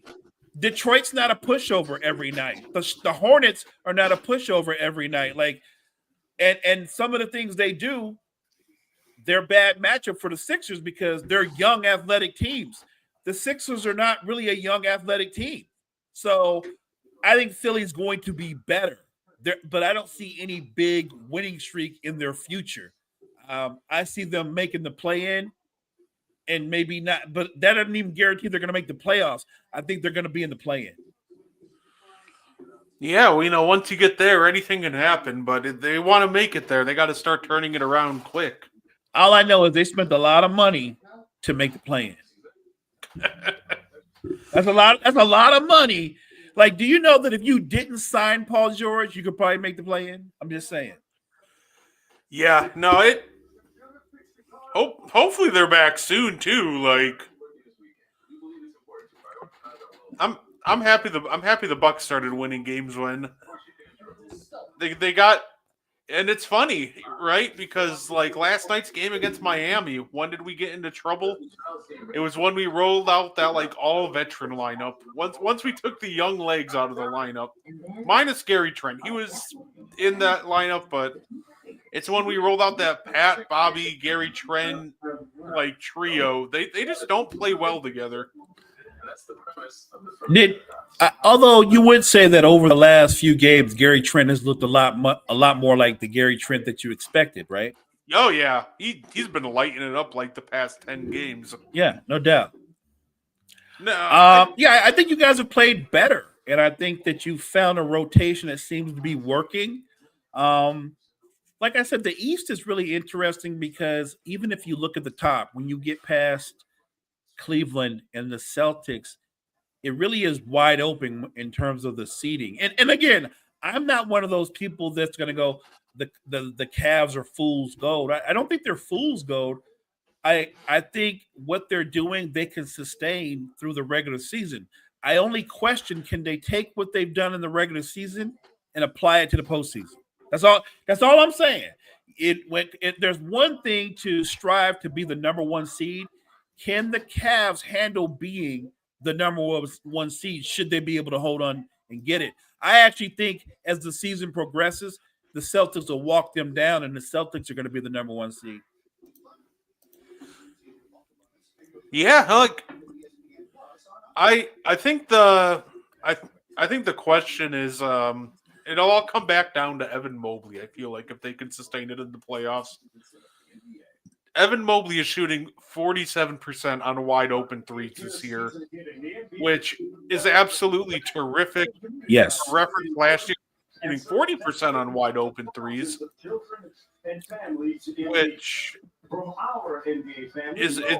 which is exactly what is needed. If he can continue to drain open threes at the rate that he's been doing it, then yeah, that's going to be great. And if Darius Garland can continue to play at an all-star caliber level, because he's been great this season. Look, them pushing Garland forward and letting him have more of a partnership with Mitchell makes them a better team. If you've got two guys that can create for themselves and others, then suddenly it opens up the floor for everybody on the floor with them. It feels like the Thunder just – it feels like SGA's attacking the basket still, but it seems like for the most part they've just gotten away from attacking the basket. I feel like they're just shooting jump shots and letting the Warriors off the hook, and they're letting the Warriors back in the game. The Warriors are attacking the basket. Yeah, no, they've switched. Like, SGA's still being aggressive, but everybody else is just settling. Yeah, SGA's right on demand. SGA's just money. He gets you on your heel, and that step back is money.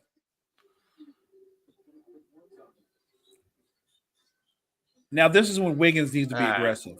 Love it. Good take, Wiggs. That part. Wiggins has got to be aggressive. Just attack.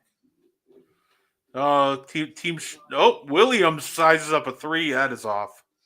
Oh no, that's gonna be Thunder basketball. But they actually had a good defensive sequence too. Too bad. Yeah. So since Andre Jackson Jr. was inserted into the starting lineup, the Bucks have the sixth best defense.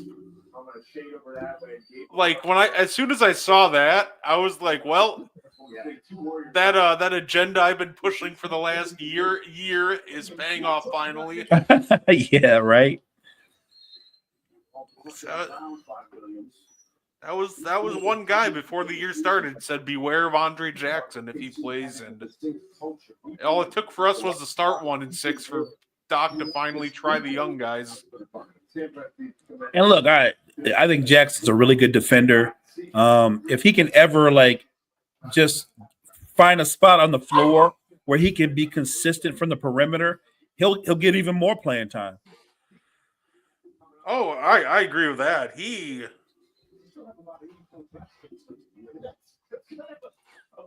Great move, great body control, and just way to slow down their pods. That's awesome.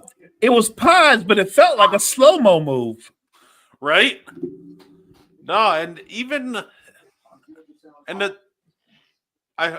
Williams sizing one up. That's off. Oh, here we go. Here comes Kuminga. You know he's going in. He's going in. Oh, he's attacking. Oh, great kick out to Wiggins. Off. Good job. Pods! And we've got a basketball game, 74-70. All right, Warriors. That's what I'm talking about. Showing some fight. Let's get it. Up, Isaiah Joe. Off. Oh, here comes Lou Dort. Not. Good hit. Good hit. All right.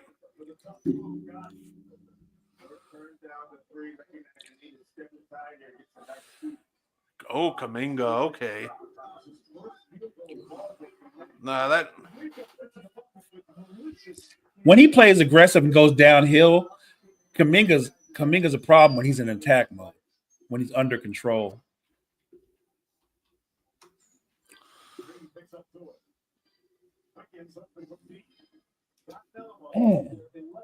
It's the other guys.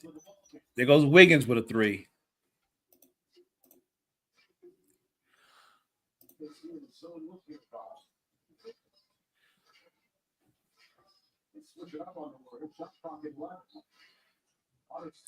Wrong guy with the ball in his hands. Wrong pass. It was a good idea. Can we say? Can we call something here? There Wow. we go. Bodies flying all over the place, right?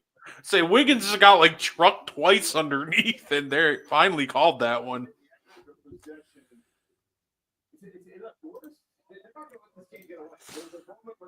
No, that's always been the struggle. Like I kind of acknowledge that. That's always going to be the struggle with Andre Jackson this year. Is how do we involve him in an efficient offense? He's shooting 39% on wide open threes, which is a good start. But if he's even open, that drops to 33%. So I think the big key for him is just staying composed with somebody closing out on him. I agree.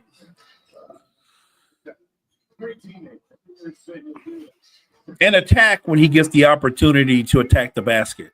Oh my goodness, please. He's doing this weird thing right now, which I understand that you kind of want more than one move than to just try to dunk every time. But he started shooting these floaters that just look awkward, and I'm just like, dude, just try to put somebody on a poster, please. Right. Like you're shooting these floaters, like it looks like it physically pains you to shoot these floaters. Like, please stop. Dort just threw Kaminga to the floor. The refs they're letting them play. I love it.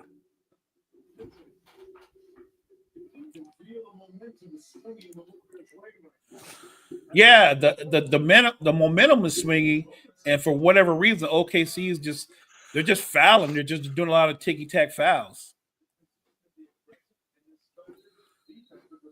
Oh, 79-75. OKC getting a little sloppy, not gonna lie. They are. And complacent. Yeah.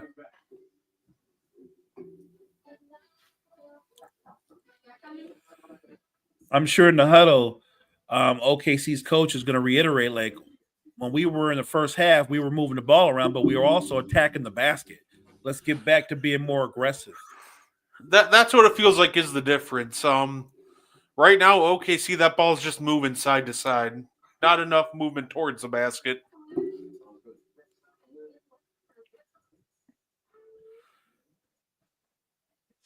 Yeah, no,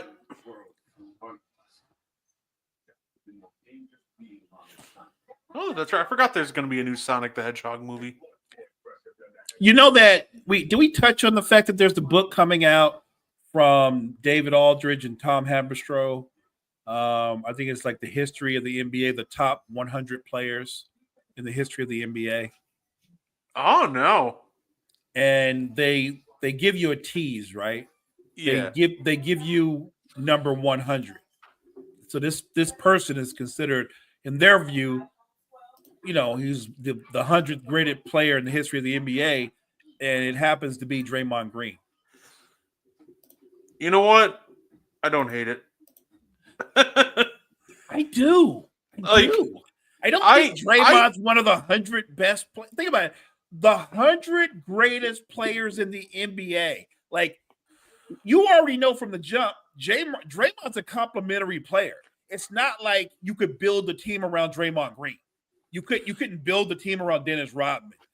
I don't understand how he could be one of the top 100 players. Like Draymond Green, I get the success, and I get that he stars in his role, but that's because he's a role player. He's a complimentary star. So who you tell me not in it? You're probably gonna tell me Dwight Howard's not in it because, granted, the last few years of his career, you could say it's been a clown show, but the first 8 seasons of his career, he's been an 8-time All-Star, All-NBA, 3-time Defensive Player of the Year, and he was the type of player you literally could build a franchise around. You can't. I think it's apples and oranges. I'm not saying Draymond's not a great player, but I don't think all great players are alike. If you're telling, think about all the players that have played in the NBA, Brad, that are in the Hall of Fame. Draymond's the 100th best player. If Draymond's 100, I'll give you an example. You're a Bucks fan. You know the history of the Bucks. You think Draymond Green is better than Sidney Moncrief? No. I don't. And I guarantee you Sidney Moncrief is not in the top 100. That's the point I'm making. Yeah, I think that he's I definitely think that I think it's too high. It's one of those things where I don't necessarily I feel like it could be worse. That's why I said I don't hate it, but I definitely think it's too high for him.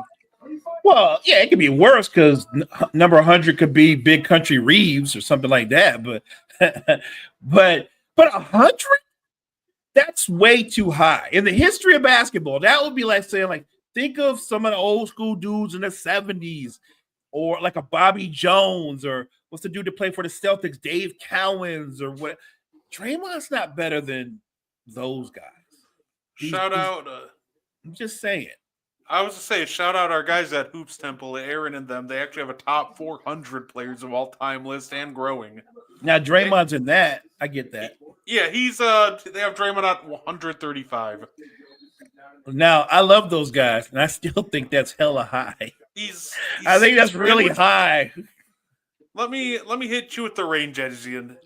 So I'll give you their 130 through 140. Let me ask this. Who are the 2 players ahead of Draymond Green, and who are the 2 players below Draymond Green? 2 ahead are Gus Williams and Kevin Love. 2 behind are they're both better. Gail Goodrich and Klay Thompson. They're both better. I would say the 3 behind him, 138 through 140, are Mark Price, Mitch Richmond, and Peja Stojakovic.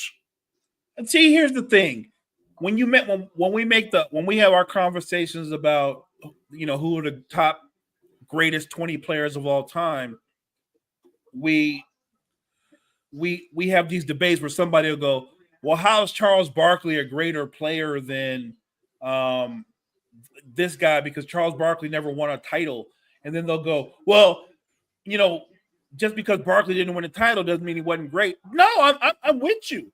I agree to that. I agree that Charles Barkley, I agree that Karl Malone are absolutely all-time greats. But if I'm comparing Charles Barkley to Tim Duncan, I've got to factor in, because we're going to do numbers and then we're going to do their impact on the league and what they did. I have to factor in that Tim Duncan has 5 titles, that Tim Duncan is a multiple-time finals MVP. I have to factor that in, even if I compare Charles Barkley to Kevin Garnett. I have to go, well, wait a minute. KG went to 2 NBA finals. KG led the Celtics to a championship. And not to mention everything he did, breathing life into that Minnesota franchise. Like, I get it. Barkley's great. He's absolutely great. But if we're just talking about as a basketball player, isn't Kevin Garnett a better basketball player than Charles Barkley? I think so. Yeah. And so I say that to say this. I don't think Dennis Rodman is one of the 100 greatest players in the history of basketball. And he's had as much of an impact as Draymond has. If Dennis isn't in there, and I don't think he should be, Draymond shouldn't be there. And I would say I'm still on our Hoops Temple guys. They have Dennis Rodman at 153. Why is he further back than Draymond? What did he do? He's the 2 in front of Dennis Rodman, Maurice Lucas. Oh, this is going to be controversial, and I'm here Wait a for minute. it. Mo Lucas, used to play for the Portland Trailblazers. Yep. Mo Lucas, really? I mean, he was a great player. He's a great player. Oh no, this one ahead of Dennis Rodman is going to be so controversial. I'm here for it. The best part, though, is our guys from Hoops Temple are always ready to throw down for their rankings. It is Rudy Gobert. That's and then behind that's them, interesting. Joe Fulks and Maurice Stokes. So, if you've ever heard of Maurice Stokes, interesting, a great story. I think the friendship. I think he had a friendship with him and Jack Twyman, but it's a great story. Mo Stokes was a great player who had his career cut short. I want to say he had some kind of a stroke or something, but they don't have to explain to me about how great Mo Stokes is. The Gobert Rodman thing is tough. Not because I don't respect what Gobert has done, because I do, but it's that whole argument, Brett, right? If they go, well, just look at the numbers. Well, if you look at the numbers, Rudy Gobert is a great rim protector and a very good rebounder. Dennis Rodman's not a rim protector, but he was an elite defender and not a good rebounder, but a dominant rebounder who could guard all positions. I don't know that Rudy Gobert is a better defender than Dennis Rodman. I know that he's won 4 DPOYs, but he's won 4 DPOYs, and we both know he's not a better defender than Akeem Olajuwon, who didn't win 4. It's very difficult for me. The accolade I get, and it's weird because I think we talked about this, how Ben Wallace won it 4 times. But I thought Ben Wallace was different from Gobert because he wasn't just a rim protector. He could play in space in a way that Gobert can't. I think Gobert and Mutombo are closer in styles, who, by the way, he won it 4 times. So I'm not hating on Rudy if you tell me he's in the top. Where's he ranked at again? 152. Yeah, I'm not hating on Rudy. I just wouldn't have him ahead of Rodman, but I'm not hating on him. I would just flip them. Oh yeah. And again, I'm literally just saying flip them. I'm not saying Gobert has no business being in there. I'm just saying that I value what Rodman did over the breadth of his career versus what Rudy's done. That's all. That's fair. Hey, that honestly, I won't argue that. No, that's completely fair. And somebody's gonna say, "Well, Rudy could have won championships," and I'm gonna say, "Okay, but did he?" That's what I'm gonna say. But did he? Because Dennis was on 5 championship teams. I'm just saying. Could he? Maybe. Yeah, he could have, but unfortunately, we can't go by hypotheticals. Right, but he needs to do it. To me, you need to at least be on 1 championship winning team to be ahead of the guy that's been on 5. Kuminga. First off, Kuminga, don't reach. Right. Bet someone like Shay's gonna just rip up every time. He will. But why did you have to flop right there, man? They blew the whistle, then he just stopped and threw himself to the ground. Yeah, you saw that, right? Come on. Look, this has become a great game out of nowhere because Golden State has flipped the script and they've become the aggressor. It feels like they've all of a sudden, OKC's all of a sudden decided we're going to play conservative now. And Golden State's all right, bet. Right, and the only guy in OKC who's still in attack mode is Shea. Where's J-Dub? Because it's like you almost feel like J-Dub hasn't played since the first half. I haven't noticed him. They need him to step up. Hartenstein is 5, so he's probably not going to play the entire 4th or close to it. Right. You're not going to see him till the bitter end. Right. By the way, just for fun, since we're on commercial, 84-83, Golden State is down 1. Why don't we have a little fun and go through the top 10 and maybe even top 15 of their Hoops Temple list here? Oh, do it. I'm ready. So no offense, Aaron. I love you, man. There's nothing but respect for you. But no Sacramento Kings should be in the top 20. Number 1, Chris Webber. No, yeah. It'll be like that one guy. Number 1, they got Michael Jordan. Number 2, LeBron James. I'm not mad at that. Number 3, Kareem Abdul-Jabbar. So far, so good. Now, this one, I know will drive a lot of people crazy. Aaron's super high on Bill Russell, and he has him at number 4. So you and I have a thing before you finish this list. Brett and I so when we do our top 10, we show respect to people like Russell and Chamberlain and Robertson. And so we do ours after the merger, right? Because I find it very difficult to rank. Russell's probably easy because of the 11 rings, but I don't know where to rank the Big O and rank Wilt Chamberlain. It's difficult. And I don't want to be disrespectful. Like if you ever go on TikTok, some of these guys, they got Russell and Chamberlain like 17 and 18, man. Like, come on, man. Come on, let's be better than that. Let's be better than that. And I just want to put it out there that we make ours after the merger. So it's not that we're disrespecting them. I just know we prefer to just do it that way and just get out of that conversation. I think the way we do it is better than putting them at 18 and 19. Yeah, like honestly, I'd rather just not mention them at all if you can't give them the proper respect they deserve. That's all I'm saying. I know I did one list with like merger guys, and I had them both top 10, but which, by the way, we got which. Let's see. We'll keep. Number right after Russell, we have Tim Duncan at 5. So you can tell he just values a lot of just impactful winning. Okay. I'm not. I think normally I have Duncan around 5 or 6. I'm not mad at that. At 6, we got the Diesel, Shaquille O'Neal. That's a little high for my blood, but okay. Number 7, we have ourselves Magic Johnson. That's not good for me. That worked for me. Magic Johnson's got to be in your top 4. I'm sorry, he does. He's got to be, or top 5 at least. So I don't understand. He definitely should be ahead of Shaq. What are you doing? How did that happen? Number 8, Larry Bird. Man, you got Magic and Larry a little. I think they're a little further back than they should be, but okay. Number 9, the Mamba, Kobe Bryant. That's actually where I would normally have Kobe between around 7 or 9. I'm not mad at that.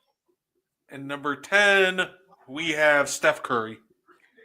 I think Steph is 10 is right where he should be. Here, my thing with Kobe is that for me, on any top 10 list I do, I'm gonna have Kobe ahead of Shaq. I think Kobe had a greater career than Shaq. Now, if you want to tell me that Shaq, with the Shaq that led the way on the three-peat Lakers, was a better player than Kobe Bryant, if you're gonna do peaks or something like that, I'll give you that. But we're talking about their careers. Kobe had a better career. The second half of Shaq's career, he was real regular. Like the nerve that dude actually had the nerve to complain that Steve Nash beat him for the MVP. And all you have, I think, what did you do? I think Shaq averaged 22 and 10. Like, you shouldn't have been the MVP. For what? You weren't the leading scorer on your team, and you barely were the leading rebounder. The best player on your team was Dwayne Wade. You're not supposed to win MVP. And Golden State just took the lead for the first time since the score was like 9-6 in the first quarter. As now we have a tie game at 86 apiece. No, I agree with that. When you tried to make that argument, I was just like, what? Yeah, that's a terrible argument. Even if Steve Nash didn't win MVP, like he shouldn't have won. You know what I mean? Like, let's throw Steve Nash out. Shaq shouldn't have won MVP. It's not like the Heat had the best record. They had a good record, but they had the best record in the league. Let's not forget when Steve Nash won that MVP. He didn't do that with that MVP that he got from Shaq. He did that with Amari Stoudemire hurt out for the year. They replaced Amari Stoudemire with Boris Diaw, and he turned Boris Diaw into a double-double guy. I know in the 04, like in the 04-05 season, Shaq actually was the runner-up to MVP. Right. But for some reason, he weirdly brings up like the next year, and that's what throws me off. Like, yeah, his first year in Miami was like Shaq's like true MVP season. But when people try to bring, in 05-06, like, dude, Shaq wasn't even top 10 in MVP voting that year. Like, what are you talking about? His first year in Miami, he was really good. But he wasn't the best player on the team. Wade was. I don't even know why he got the MVP love, because maybe he was the bigger name. But the best player on the team was Wade. So I don't understand that. Oh, the 06 Miami Heat, love it. because of that team, I've had people try to argue with me that Gary Payton is better than Chris Paul because he has a ring. And to me, that is the most hilarious argument. I'm like, dude, you cannot. No, we're not doing that. No. Miss me with that. Come on. Look, you know, and I know at that point in Gary Payton's career, that was not Gary Payton. That wasn't the glove. That was a guy named Gary. That was the mitten. He was the mitten. He wasn't locking nobody up. That was the mitten. Gary Payton got a ring the same way Mitch Richmond got a ring on the Kobe Shaq Lakers. Mitch Richmond had a great career, but he went to the Lakers and rode the pine and got a ring. I'm sorry. I think Gary Payton is better than Chris Paul in another conversation, but I don't think he's a better point guard than Chris Paul. I don't think he's a better basketball player than Chris Paul. Absolutely. Like, I think for sure he's definitely a better defender than Chris Paul. At his peak. But if you go for like the length of their careers, Chris Paul was a greater defender longer. But if you said the peak years, who was a better defender? It's Gary Payton, no question. Mm-hmm. And one. There we go. Kyle Anderson going to the line. Look at Slow-Mo doing that thing. Oh. And curious. to be fair, Brett, let's remind people, Chris Paul, when he was with Lob City, doing their thing there, guess who was in their way? Those Spurs. Yeah. Duncan Spurs. I'm just saying, bro, you're going up against because that is a dynasty. I don't care how you slice it. That's a dynasty. If they're in the title picture every other year, that's a dynasty. I feel like that people underrate just how rough of a road that Chris Paul has had for a title, for being in the West, right? Because at first, he could have won the title. We talk about peak Chris Paul. I think you can make an argument that peak Chris Paul was arguably some of his best season when he was still on the Hornets, the Pelicans, whatever you want to call them. In New Orleans, he was amazing. I remember that. That's when he had David West and company. He was nice. Yeah, he was. I think he was the runner-up for MVP in 07-08, right behind Kobe. The problem is he was also on the Hornets, and they weren't competing. And then you go to the Lob City Clippers, and it's like, okay, well, now you have to deal with the Spurs, and that's the beginning of the Warriors dynasty. So, and then when the Spurs slow down, what happens then? Kobe and Gasol take over for a couple of years in the West, right? Yeah. I mean, there was never like a year where it was like the Clippers years. That's tough. You had to deal with the Spurs, then you had to deal with Kobe and Gasol, and then along come the Warriors. And they take over the entire league. And again, he had another shot. We talk about this multiple times. He goes to Houston and he pairs up with Harden. And everything is going right. They're actually going up. They're getting ready to go up 3-2. Is it 3-2 they're going up? And he gets hurt. He gets hurt in the game. They go up 3-2. And the Rockets can't win that one game to close out the series because he's on the sidelines. He's a great player who has been cursed by the injury gods at the worst times. No, absolutely. And of course, he finally gets his chance in 2021 at a ring, but with the Suns. And your guy, Giannis, had to get in the way. Yeah, Giannis in that 2021 finals. Hey, thanks for joining us, sir. We had a Thunder fan in here saying, screw the Warriors. I love the enthusiasm. I think people I don't know how else to say it, but I'm not sure if there was any team that was really going to slow down Giannis once he got to the finals. He was just that special. And his greatest weakness, he was amazing in that series at the free throw line. Amazing, especially in that closeout game. I was saying it as it was happening. I was like, I didn't expect him to shoot this percentage the rest of his career.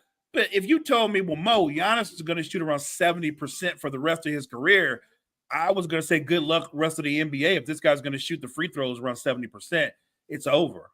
That's what I love too. He had the chance to close it out, and he was just like, "Yep, we're doing it. Not going to let you guys stick around. It's over." That I think was the game where Drew gets the steal He rips Chris Paul, goes down court, lobs it to Giannis. I mean, there were some big moments where Phoenix had an opportunity, and your Bucks just shut the door at every turn. Yeah, When he met Ayton at the rim on what should have been I mean, that was awesome. That was an awesome defensive play by Giannis. when I tell people that is arguably to me one of the greatest blocks in finals history. Oh, I'll put it there. Look, And we all know what the greatest block in finals history is, but that definitely is up there. like I think people really, and I think you can argue that it might have been like the best. Like arguably, I think not. It might have been one of the best block just because of how tough it is, right? You know, the LeBron one's always going to be above it, but for Giannis to step up, stop. I think I forgot if it was D-Book or CP3 that threw the lob, but he stepped up to stop the ball handler, then able to turn around, locate the ball, and get up and block it all Right. like a millisecond. That the part. entire process in that block to me is what really made it one of the best blocks of all time. No, I'm with you. I agree 100%. He showed, contested, and then turned around, recovered, and contested the guy that catching the lob. That's amazing. That kind of energy, covering that kind of ground. Yeah, there's not many guys who can say they literally just covered the entire alley-oop, but in that one instance, he did. He did. Buddy! He can't let Buddy. We got a game now, Buddy. If Buddy's gonna heat up, Ooh. that takes a ton of pressure off of Wiggins. Yeah, that was just too easy. You let Buddy get right into his shooting pocket right there. Hield is hot. He did not like that.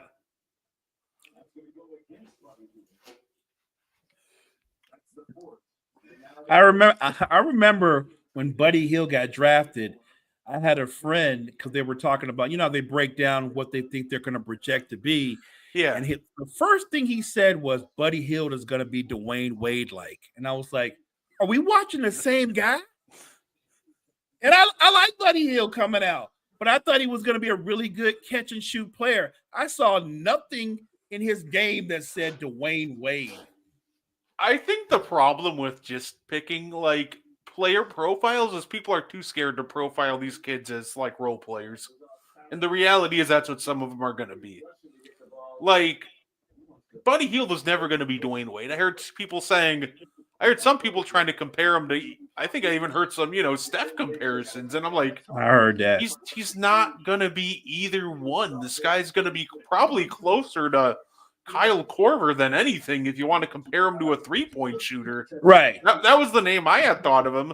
Yeah. Which, to me, that's still a high praise in itself. I compared him to one of the greatest of all time. Agreed. Catch and shoot threes, but I just didn't think he'd be much more than a catch and shoot three guy. I just thought he'd be really good at it. Right. And look, if that's his lot in life, where Buddy was meant to be a catch and shoot three guy, and he excels at it, that makes him a terrific NBA player and have a good career. I have no problem with that. But when you start comparing him to somebody like Dwayne Wade and Steph Curry, you're talking about superstars and the elite of the elite. And I didn't see that in his game. That's all I'm saying. And look, the way his career's played out, Buddy is a terrific catch and shoot guy who, if you close out too hard on him, he can attack a closeout. But traditionally, if he's got the ball ISO'd on you one-on-one, he's not breaking you down off the dribble. No, absolutely.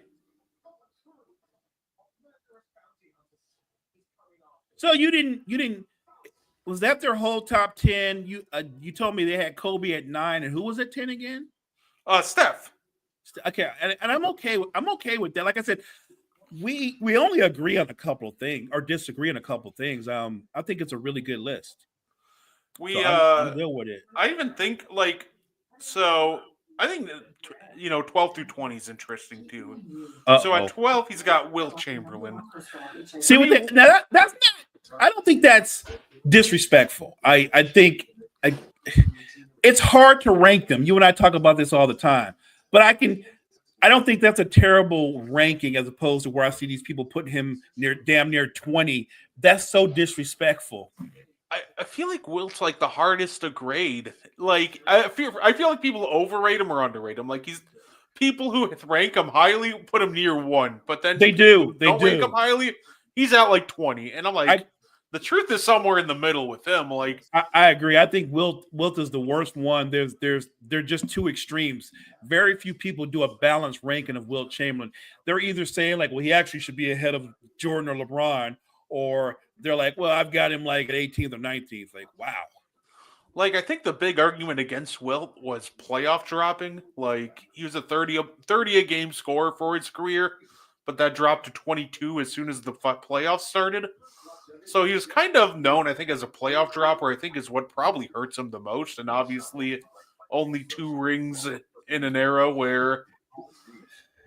But then isn't that the reason why Russell should be ranked ahead of him? Because he's losing most of the time to Russell, right?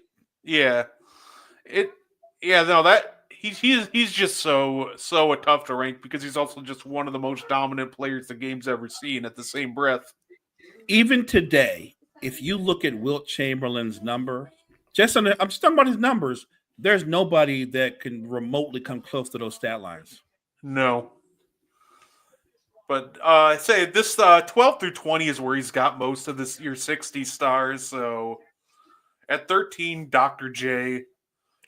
14, Hakeem Olajuwon. I think Doc is ranked really fairly. I think Hakeem should be higher.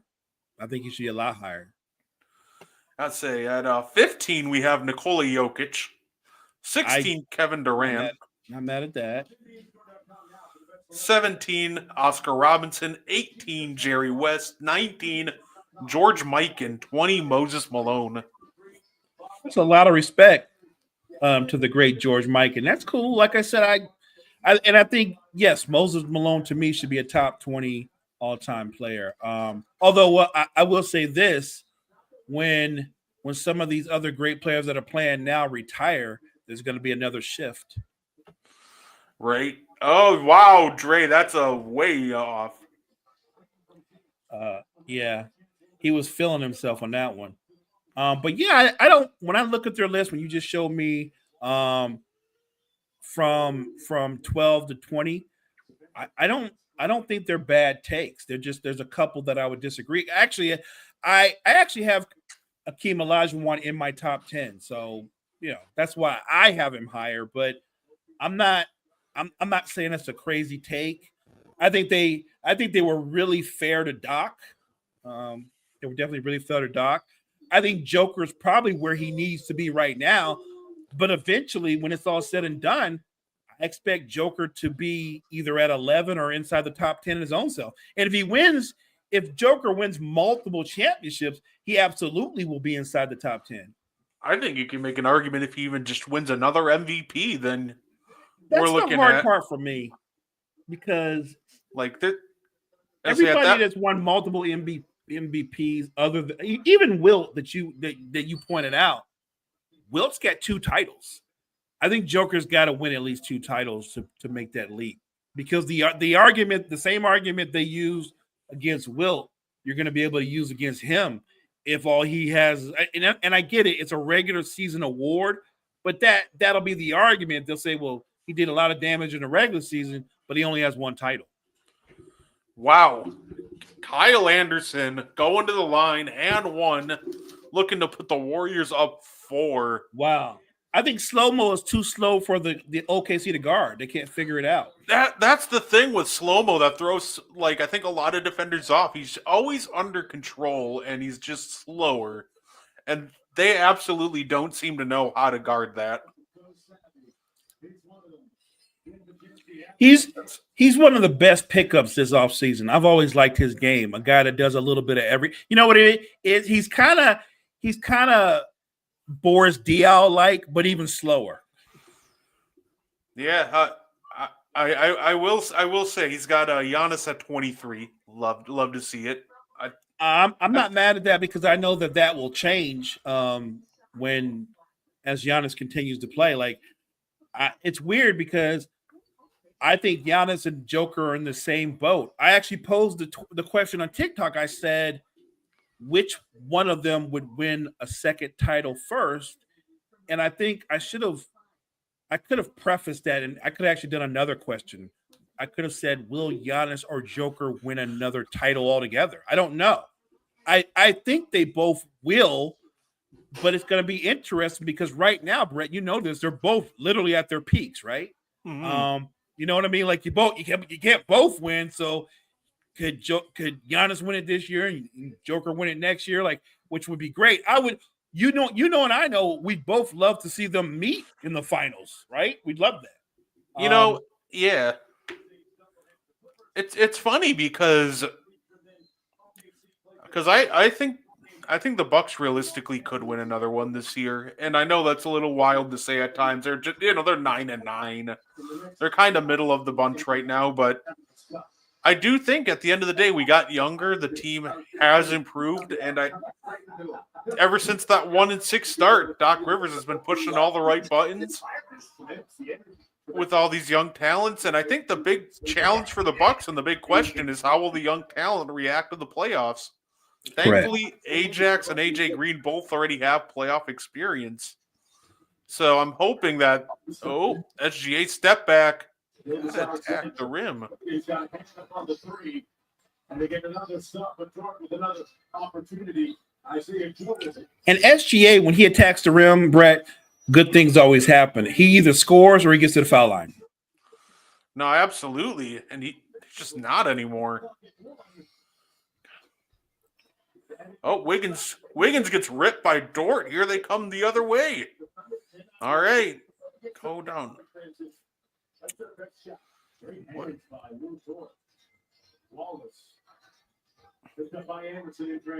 Good block. Make it. Here comes slow-mo again. He just missed that bunny, but it was another nice drive. Yeah, I thought about I'll throw the idea out there for. I was debating if I wanted to. Yeah, I'm still thinking about ideas to make YouTube videos to hopefully continue to build the brand. No question.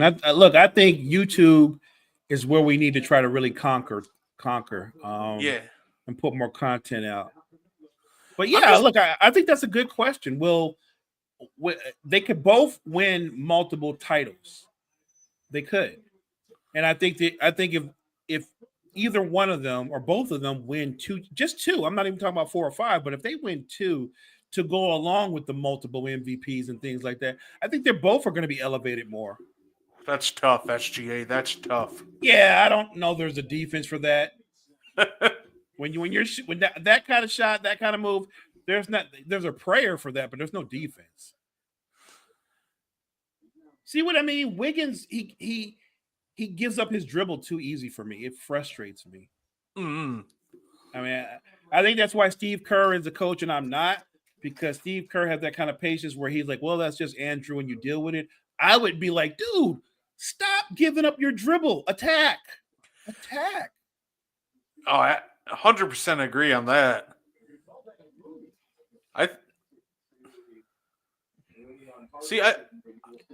I'm loving it. Milwaukee, and I think big part of it, obviously, at the end of the day, it all comes down to Giannis being healthy.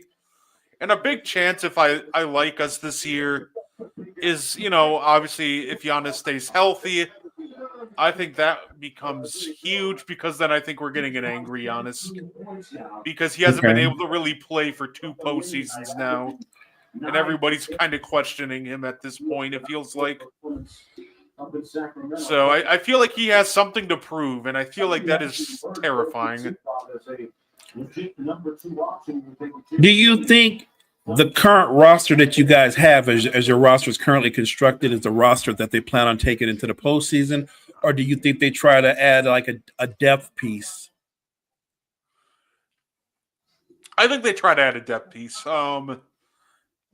I think they're. I think definitely going to see what's out there for like Marjon Beauchamp and like Pat Connaughton.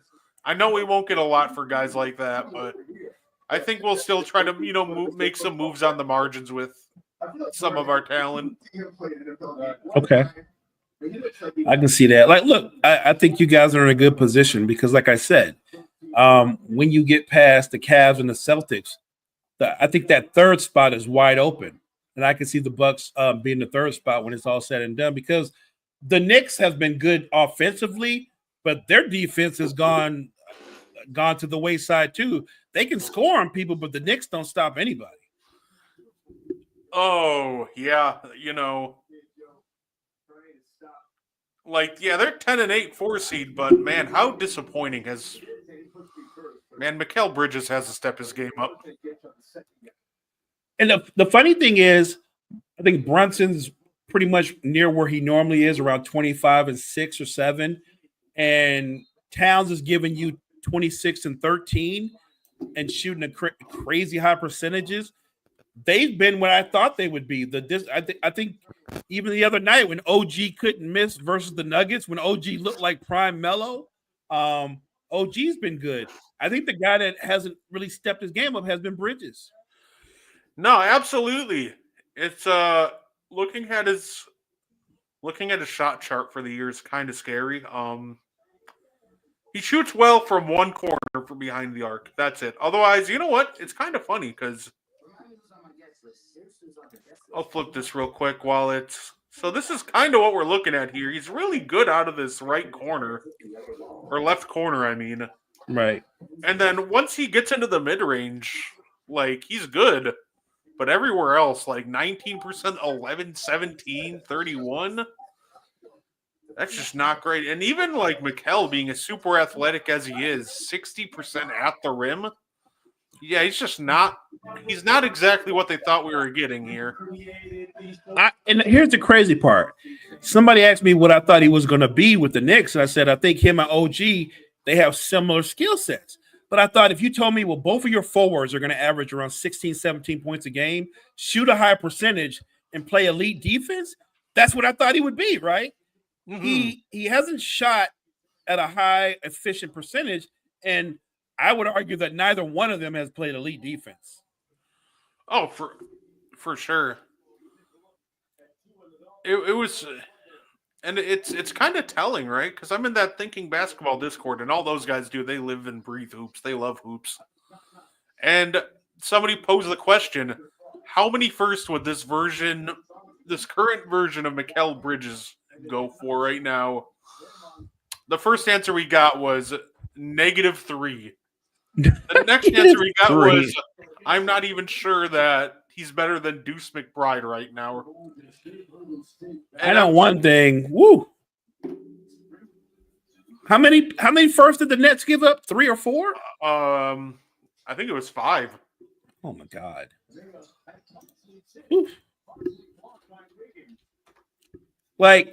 Here's the crazy part. Obviously, you know that Bridges played with Cam Johnson in Phoenix, and they played together again in with the Nets. I would argue, Brett, and I don't even think this is a hot take, that Cam Johnson would have been a better, far less expensive pick for the Knicks. I think Cam Johnson would have been a better fit for the Knicks than Bridges. I don't even think that's a debate. Absolutely. That's one guy I hope the Bucks target. I know we won't probably get him. That's a tight market for him, but we're not gonna get him either. But I think the Lakers should be looking for somebody like Cam Johnson. Here we go. Oh, Kuminga going downhill. Great defense by Hartenstein. Here comes SGA.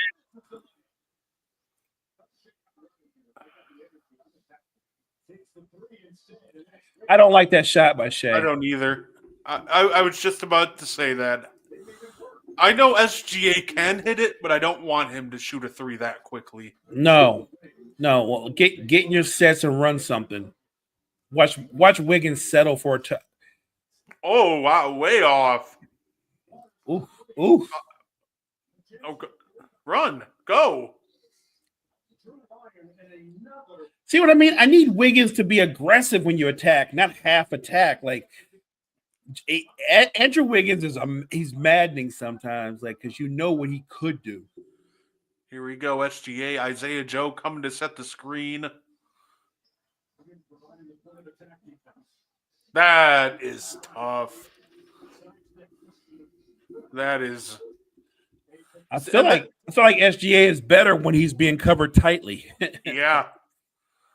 And that, ladies and gentlemen, is why I didn't like the quick three by him. And Right. come on, Dre, a short. Yeah, I like the attack by Kuminga, and he created opportunity, but Draymond's the wrong guy to be shooting. Draymond's shot form is so weird. The man, like I said, my favorite analogy is the you gotta get offensive that. foul. Oh yeah. Oh yeah. Oh yeah. Yep. Oh yeah. No. Come on, Dort. You literally shouldered him. Come on. Dort, what are you arguing about? Are you trying to argue like that was your natural shooting motion? Right. Everybody knows I plow through guys when I shoot. Yeah. Yeah, everybody knows I start my shot like over Right. here.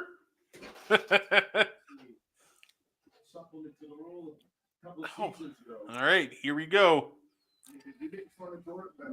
4-point game. Here comes And Pods. they don't have to shoot a three. If they can get a better shot, an attack going to the basket, there's enough time to do that. Buddy on Hart. Oh, we're getting a three here. Yeah. See, Buddy's not Steph though. Oh no, He's not Steph. He's not Steph. He can't shake you like Steph could. Steph would have destroyed that matchup.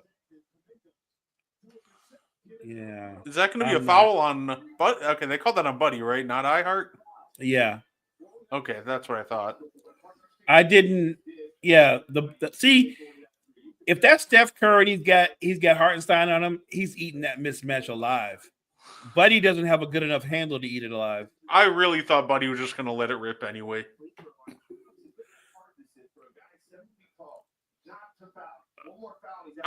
I also attacking Shea doesn't seem.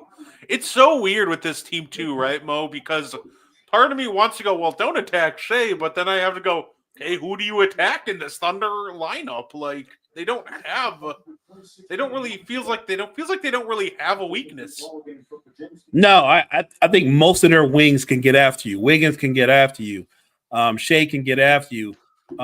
J-Dub can get after you. Like they are. Lou Dort can get after you. Right. We haven't even seen Caruso because he's out. That's another guy that can get after you. Like, and then you just saw Hartenstein, a big, play that well in space. That's impressive. There we go. Okay, good. Whatever. Good, quick. Don't care. Double up. Well, you got to foul. You still got to go for the steal and then foul. That's yeah, and I thought somebody called a timeout. Okay. Oh, we did call a timeout. Okay.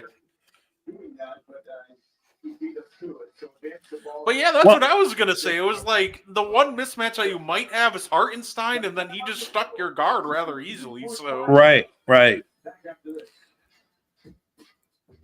I'm glad I was wrong. This actually turned out to be pretty entertaining. Mm-hmm. I'm really hoping that either the Thunder and don't and RQ3 don't yell at me, but I'm kind of hoping for overtime. He's probably like, what? Like, this has been a great game. Look, the Thunder are a terrific basketball team. Love watching them play. I think this game is a good example of why Golden State needs to go out and pursue another guy that can create his own shot. You need another legitimate scorer. And I know people are going to go, what about Porzingis or Kuminga? I'm like, dude, if you don't pay him and they're not paying him, do you really want to run the risk of letting him get the free agency? Because if you get to free agency, he's gone. Because like you said, Brett, human nature kicks in and he's going to go, you guys could have paid me and you didn't. As soon as I became a free agent, this team called me up and offered me my money, right? He's going to bounce. Mm-hmm. He's going to bounce. You can't lose him for nothing. Yeah, it almost feels like if it hits free agency, then we'd be hitting into another DeAndre Ayton scenario. Right. Where, all of a sudden, they did offer the money, or it's like, oh, no, Indiana offered me my money. I'm going there. They want me. but it's not restricted, so they can't even match the offer. Oh, here we go. You want Dort to get the ball.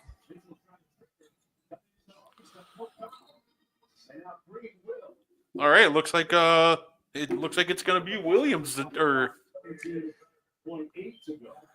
They did get couldn't even hear the whistle yet.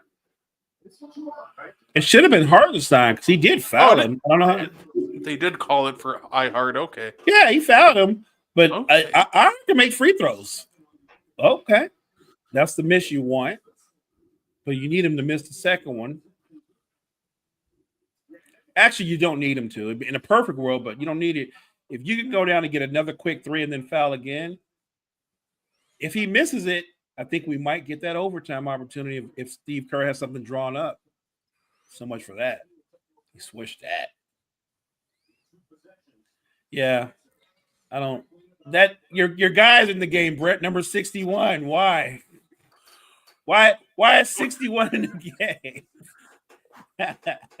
What? Nobody explained to me why 61 is in the game. What's Spencer doing? How would I really thought that that was a late foul. Okay, That's what Buddy's saying. Like okay. Well, I'm sure SGA knocks us both down. Yeah, But yeah, we're gonna have a chance here for overtime. but we will have a chance now. Yeah.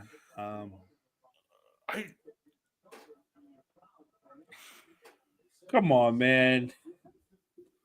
I guess Steve Kerr wanted 61 in and just take a foul or something or whatever. Like, I don't know his purpose because he wasn't there to shoot, set a screen. Nah.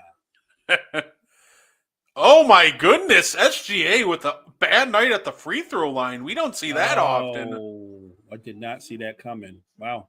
Well, on the bright side, that changes everything. Now, if they've got a timeout, he can call a got one. timeout and they can run a play now. Wow. By the way, I think this last possession was brilliant by Steve Kerr because he didn't use that timeout. He just opted to inbound the ball quickly and try to get that quick three. Most coaches probably would have burned their timeout there, so absolutely love Steve Kerr. Kind of thinking ahead, like, if we get this quick three, I'm going to need that timeout. And it paid off perfectly.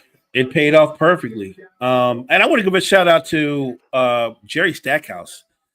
Jerry Stackhouse, as an assistant coach, they've put him in charge of Golden State's defense. And the Warriors, they're one of the better defensive teams in all the NBA. So I want to give Jerry Stackhouse his flowers for what he's done as an assistant coach. Woo. Yeah, no, absolutely. Could be maybe that's a name that possible head coaching job in the future. You know what? Yeah, look, I think the NBA is trending more towards some of these newer, younger coaches that can relate more to today's players.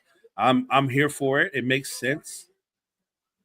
And I think Stackhouse, a guy like him, he has immediate credibility with the players because more than a few of them know he played and what he did. Nah, for sure. Okay, what are we running? Pods, Kyle. Okay, I like Kyle Anderson, the inbounder. Okay, that's good. I would look for maybe a double screen for Wiggins to just catch and shoot. I don't like this. Never mind. I don't like this. What are we doing? It ain't what I thought it was going to be.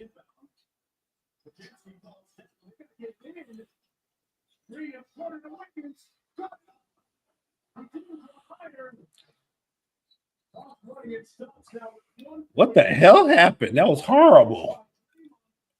You know what? I will give points for creativity. I think Draymond made an amazing save, and he made a great.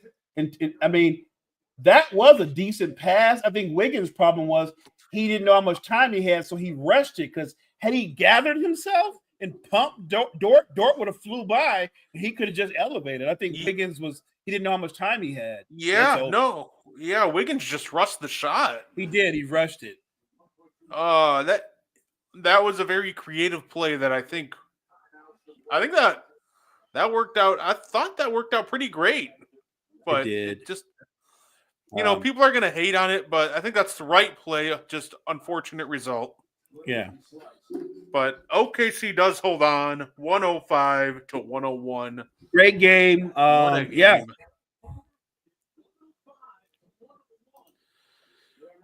Whew, love to see it. Yeah. That was fun. Oh, for sure. Yeah, no, I can't wait for the next watch along, which I think, if I remember correctly, December 19th? Is that December 19th. You can catch us for a watch along then. Because sounds like a plan. Lakers Kings. I was going to reach out to the guys from Hoops Temple to see if they wanted I was going to reach out to them to see if they wanted to join since their team is the Kings. Yeah, that would be a blast. That's Aaron's guy, so I'm sure Aaron might want to come on. Yeah.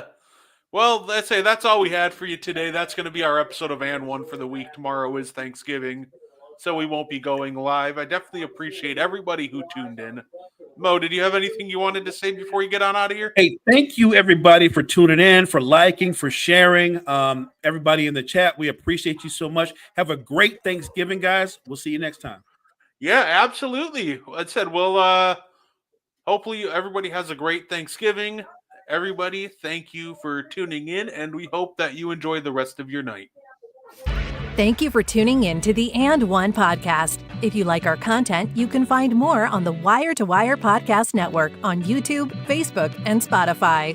Want more And One? Find it on Wire to Wire. Like and share our Facebook page, and join the And One Discord. Grab the link to join from our Facebook.